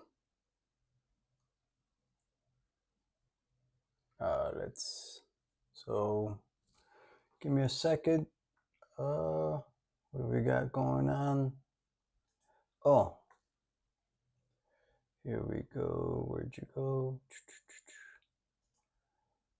All right. I gotta close all these out. All right. So next segment, we're going to watch a couple of trailers. Let's see what actually wanted to talk about Half-Life. So it's supposed to be, people are excited about it. Hopefully part 3 comes out. This is this one. Okay, let's check this article out real quick. Half-Life 3 rumors hit fever pitch as insiders seek specifics on announcements timing. Apparently, the long-rumored Half-Life 3 was supposed to have announced around noon today. That was yesterday, or whatever time it is. Today marks the 27th anniversary of Valve's Half-Life, and suffice it to say that something is going on. A project codename Helix, I guess, believed to be Half-Life 3, has seen extensive speculation that various insiders expect an announcement soon. However, this timing is seemingly up in the air. Let's see. There's not much to this article. That includes potential announcement timing, which has delivered mixed results. On one bit info I was given suggests it would happen at noon today. Well, that didn't happen. This means it's up to Valve to step up and reveal something. So for your Half-Life fans out there, hopefully part 3 comes out soon, or at least they make an announcement.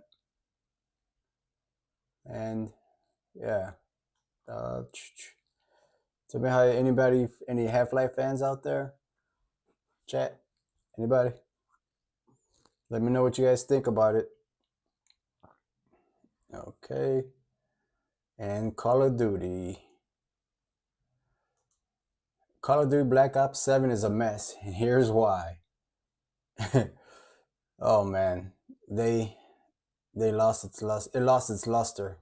The Call of Duty, the last Black Ops, I enjoyed, but it started turning into like the skin started turning into Fortnite. It's like, I don't want to play that.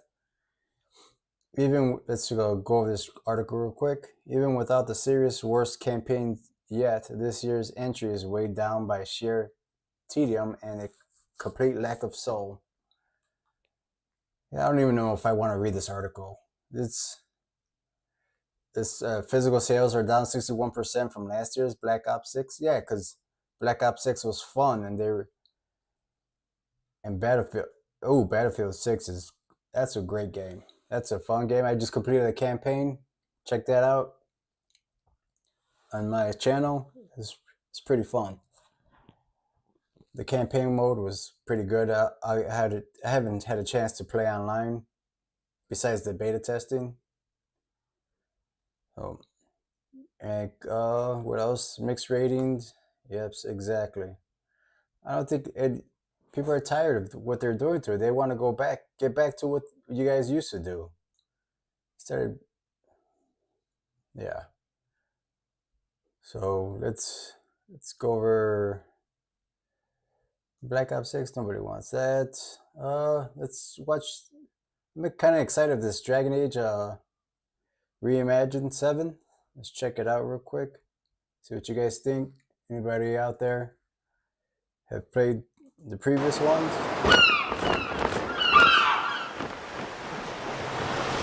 Right, that's enough for one day. Time for me to head back to the castle. And remember, not a word about this place to anyone. There's more to the world than this island, and we're going to prove it. Okay, 1, 2, 3!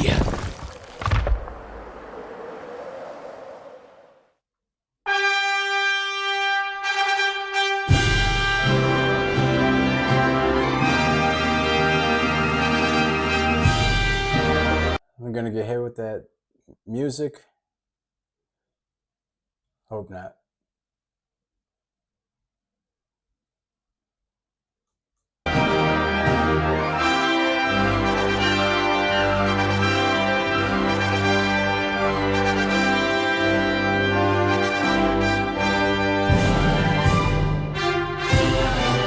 It all began with a spark of curiosity. Guided tablet, a group of young heroes embark on a journey to reclaim a lost world. As they venture into the unknown, the graphics is great on this. They're just reimagined. They'll encounter mighty foes and a myriad of twists and trials. What awaits them beyond it all?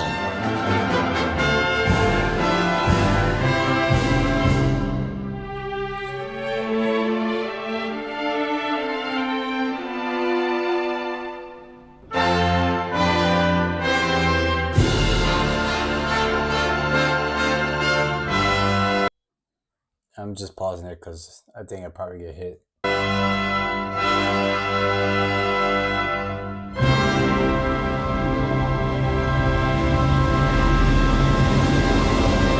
Dragon Quest VII Reimagined. That's the spirit. Look out, world. Here we come. Pre-order that, baby. PlayStation. All right. Let's check out a couple, see what Xbox did today. I heard they had a showing. Let's go check it out.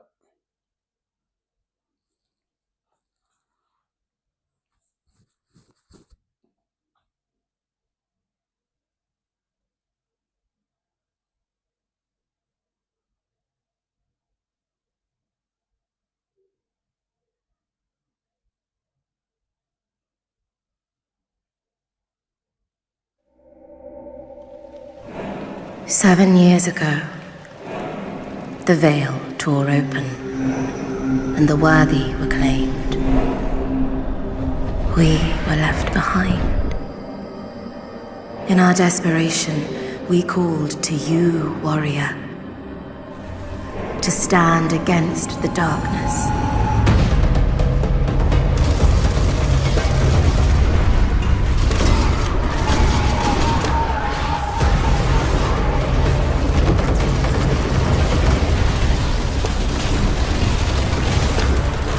Equipped with our best, you will forge a path through Paris, long decayed.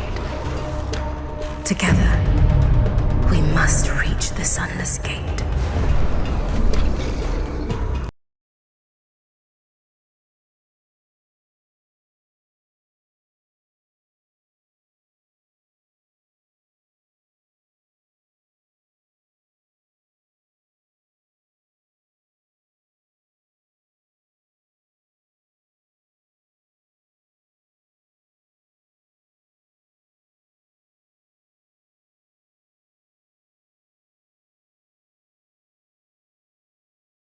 When we die, we will leave this place.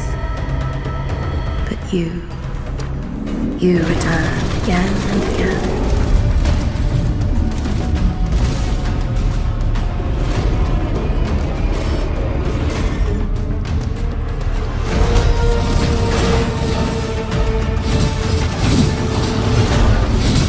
What are you, really?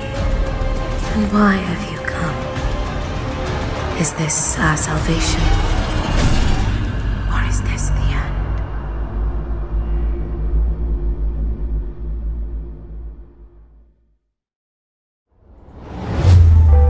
Get a They look like Destiny. deeper look into the world and high-impact action of Armistice, exclusively on Xbox Wire.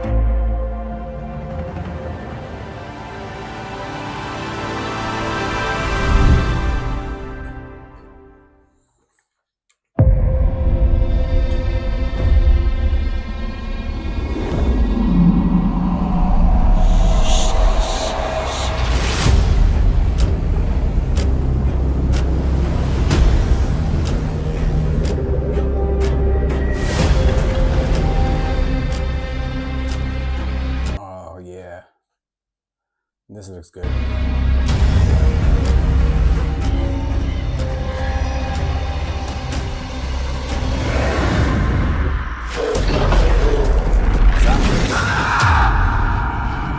Zombie Island?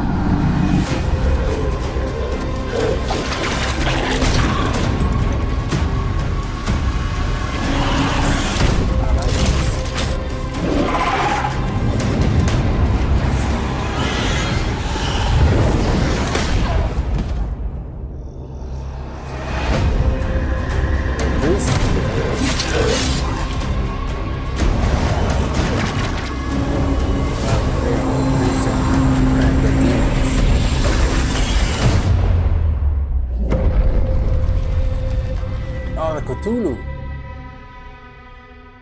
Yes. That looks great.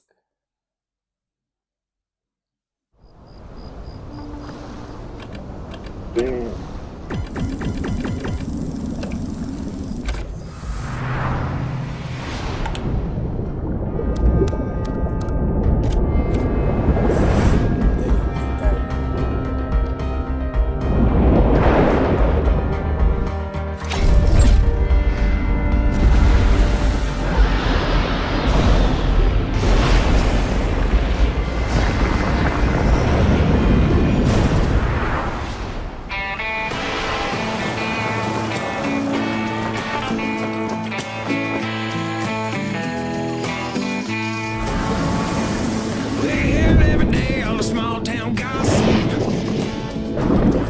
Charlie hit the big town. It's music and That's awesome. We knew him as a kid when he was growing up. He's a big dog now, knew him as a pup. Cthulhu one looked awesome.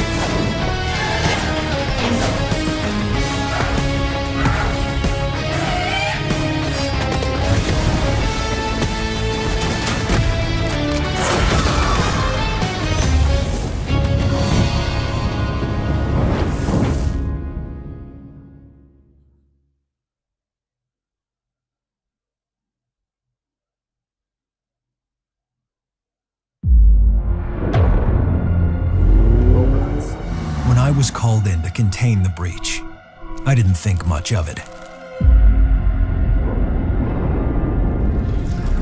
It's just another day, right? Wrong.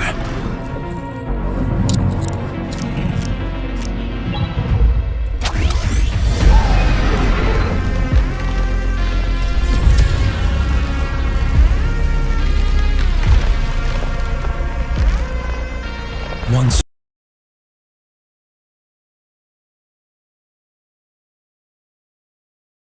forces beyond our reality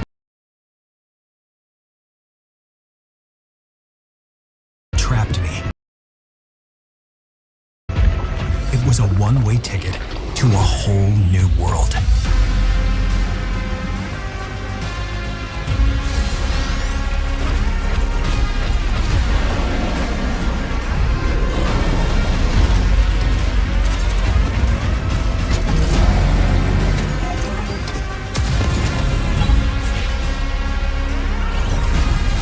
The question isn't, what can I do to survive? But what can I do to find my way home? Echo Generations 2. Steam. You get a Steam Deck.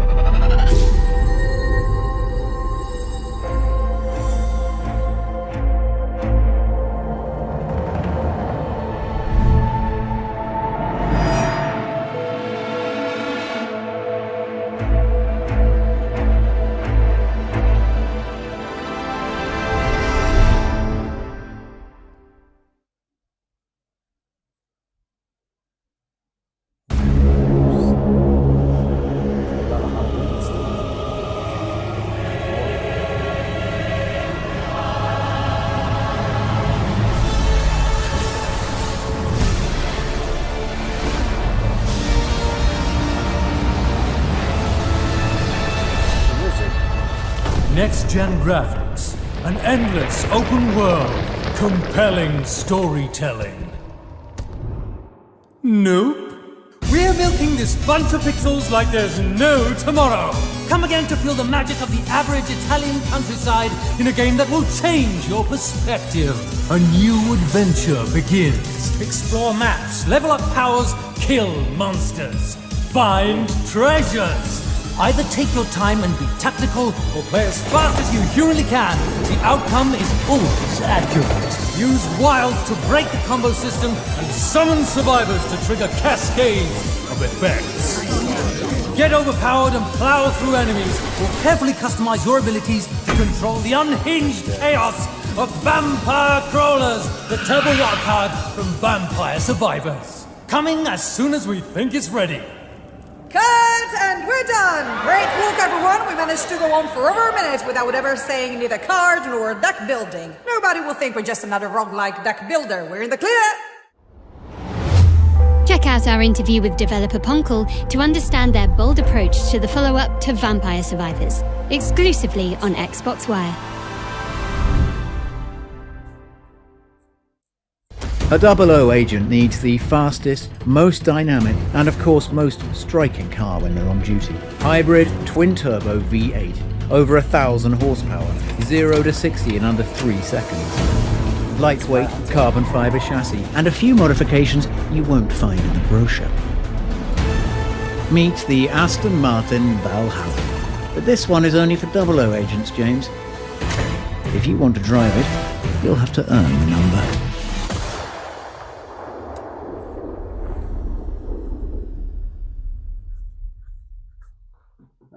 James Bond. 007 First Light will be honouring a long line of iconic Bond vehicles. Find out more exclusively on Xbox Wire.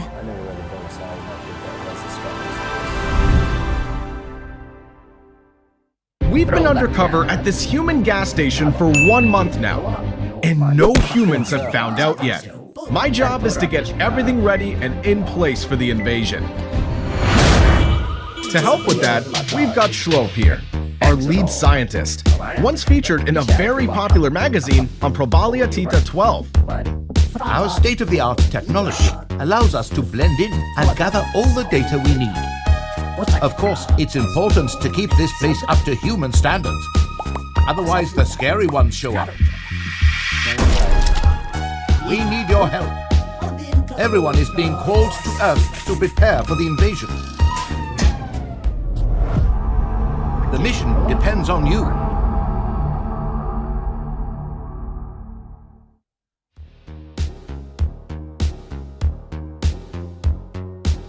Look at the VR game.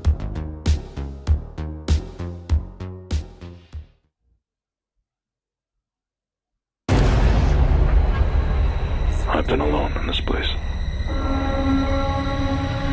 Isolated and rotting away.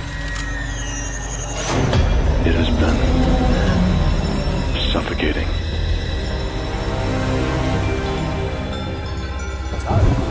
I've lingered here far longer than I ever meant to. Retracing old steps and replaying every moment. Wondering where it all fell apart. But why? What's the point? You can't rewrite what's already happened. My path brought me here to this corpse of a home. These fading memories, they're all I have left.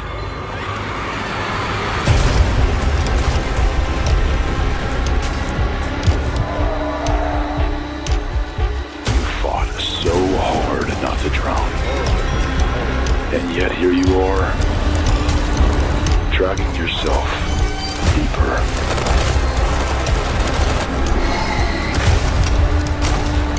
Feels familiar, doesn't it? You loved this place once.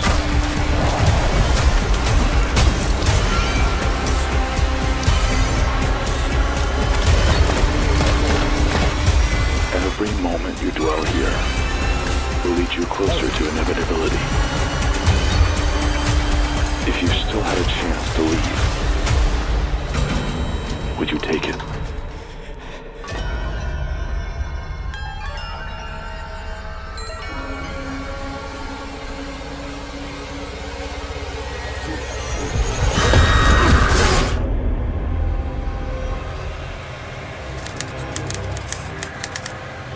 Today. It's a little late to start streaming some games. Damn it. We know from experience what it means to be away from those we love most of all. To you living in new surroundings, we send a message of true sympathy. And to think of all the new sights you must be seeing.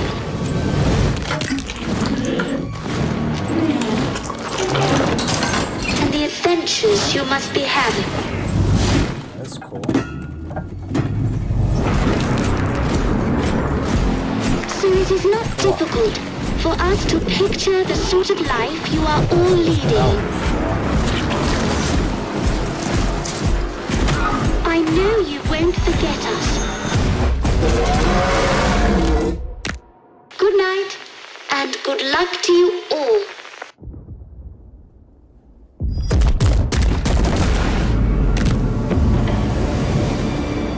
Is it couch co-op? The demo now. Okay. Another one I gotta hit up. This story begins the same way so many do in this world. Daddy! With blood. When a man loses everything that matters, ain't nothing that can keep him from setting things right. Not even death. But it's gonna take more than iron to save the one he loves.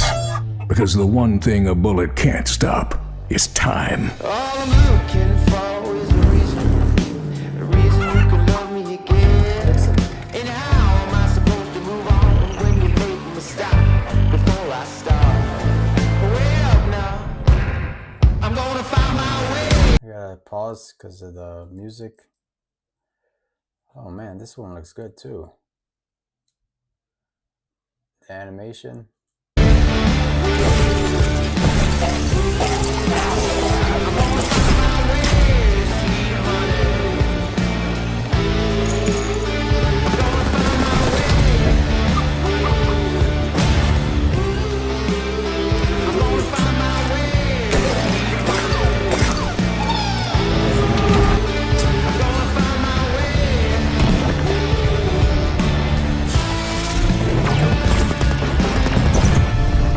Failure ain't free. Every death cost a decade. He has to find her before it's too late. Daddy! What took you so long? I'm gonna find my way.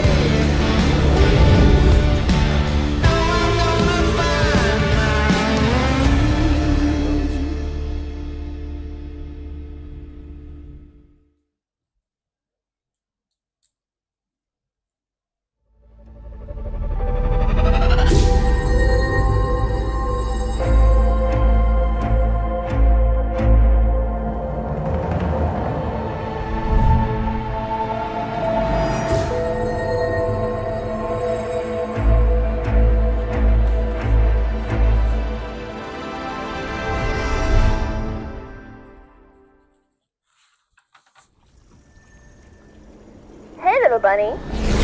What? Still alive? Because if you bite the dust, your right is mine. Just a heads up. Hey, Ray. You got the spark? Ran into a few bumps.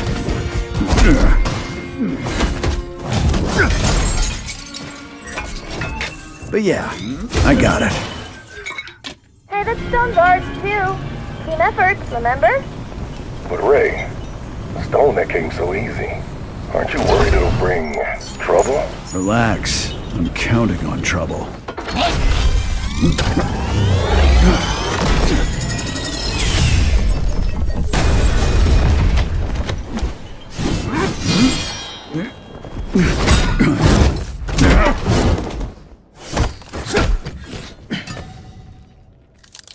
This belongs to me now.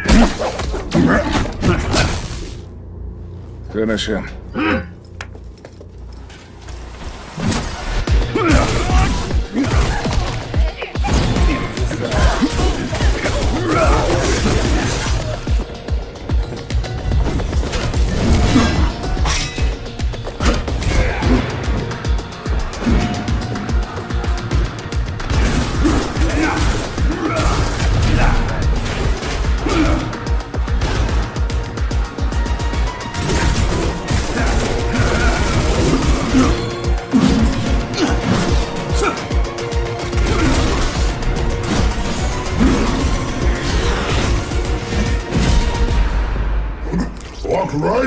job, huh? Boss, the treasure's yours now. Good work. As for the bunny, have the boys clean him up, fur and all. Then spice him up for tonight's snack.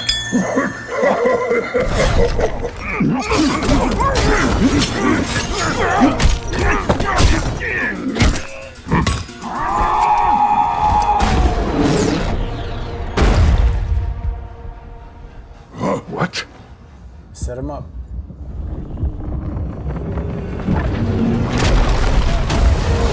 I'm the papa! Right on time! Miss me?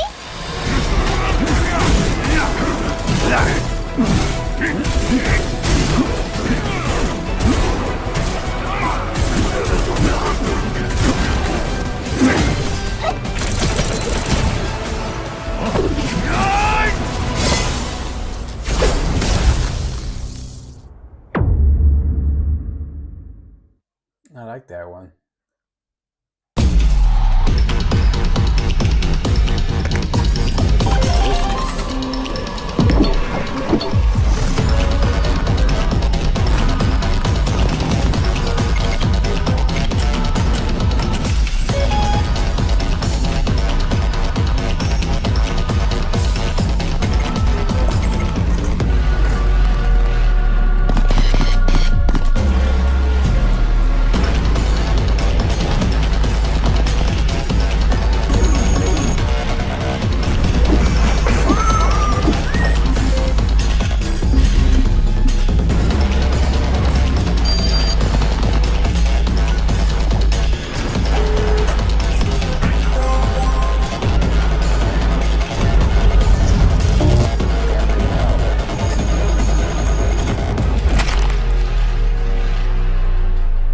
It is.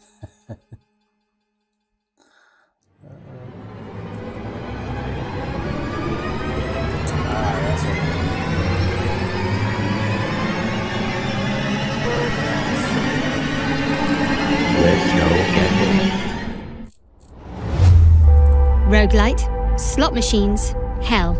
Delve deep into the bizarre but fascinating journey that awaits you in Clover Pit, exclusively on Xbox Wire.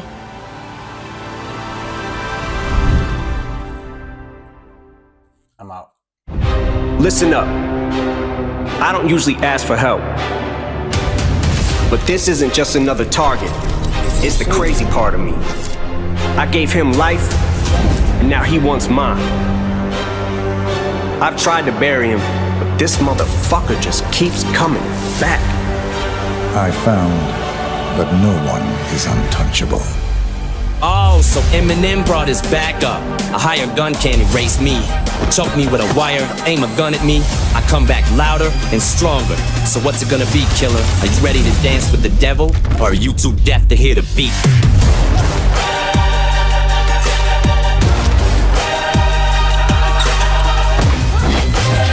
This is it.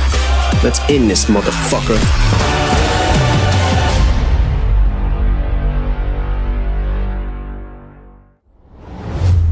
Eminem targets his alter ego in the new elusive target mission for Hitman.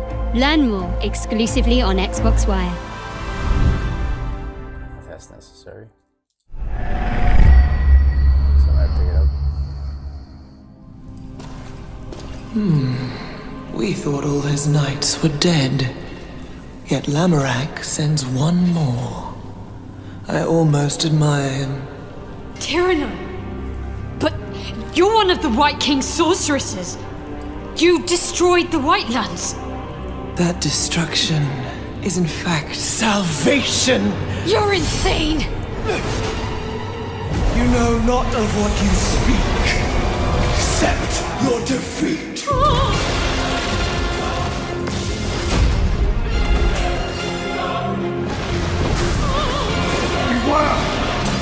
Lamorak!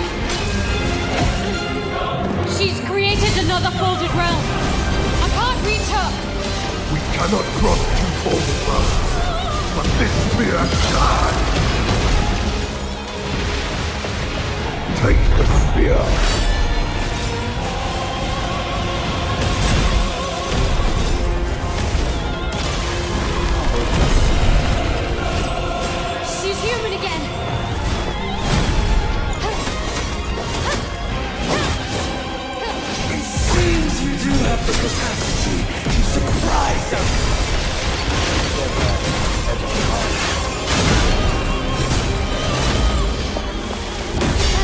Not enough.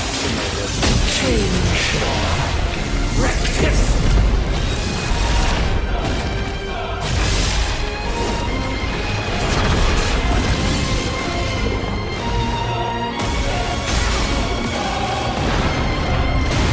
Even with your new ally, we end this here.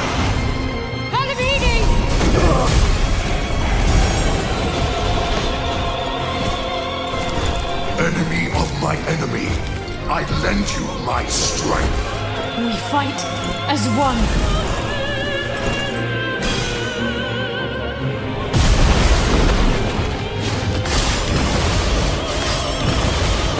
Tyranno of the Nine.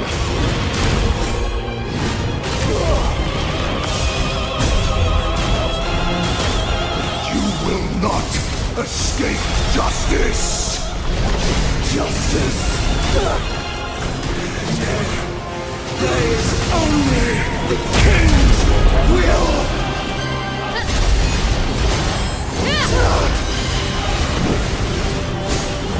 Go to hell!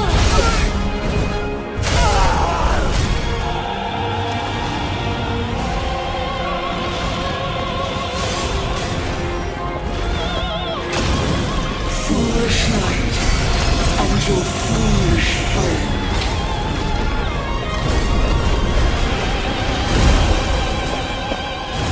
Faced with the agony of truth, you choose the comfort of lies.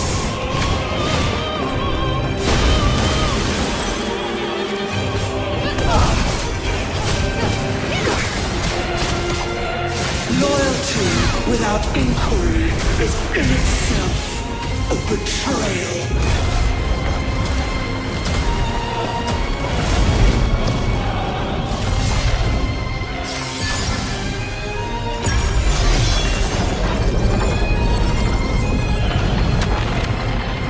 Your loyalty has condemned this man.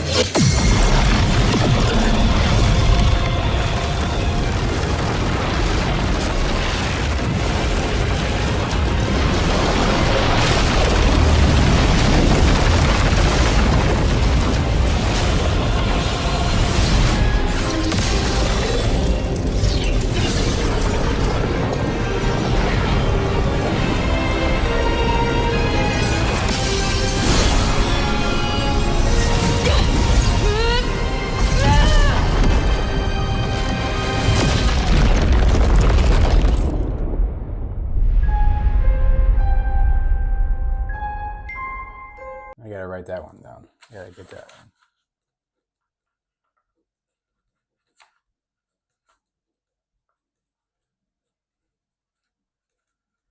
Coming soon. No date. Get more insights straight from Eclipse Glow Games on the story, setting, and gameplay behind that high-flying, unedited boss fight, exclusively on Xbox Wire. Great job.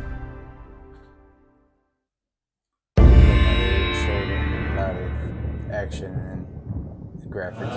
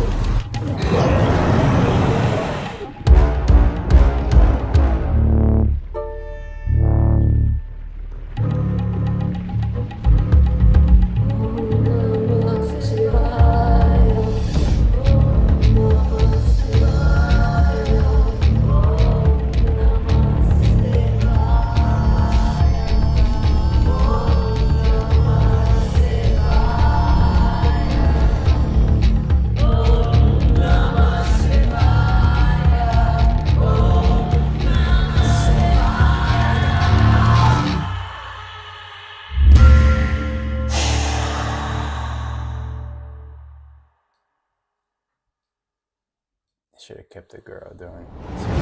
Find out what details lurk behind the gorgeous and evocative world of Raji Kali Yuga, the follow-up to Raji, an ancient epic, exclusively on Xbox Wire.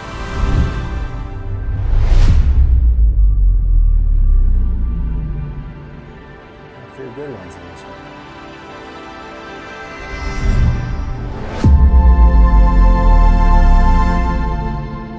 The Mound, Omen Cthulhu.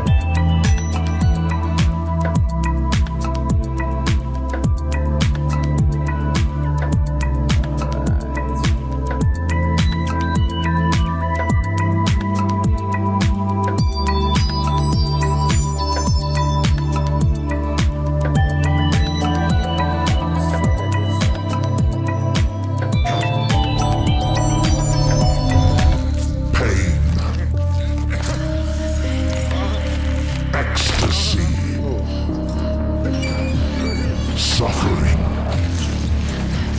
To us, they are the same. You know nothing about the true beauty of suffering. I see your intrigue, your fear, your inability to comprehend these sights. I'm good. A little too much.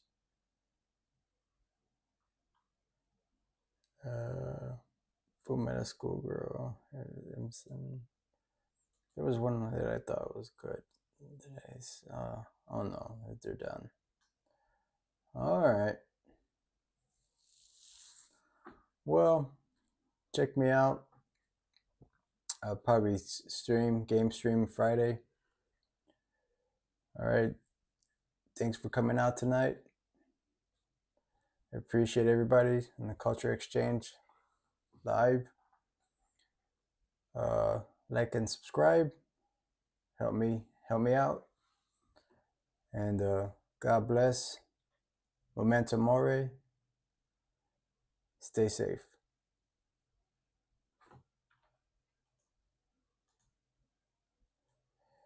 Do, do, do, do.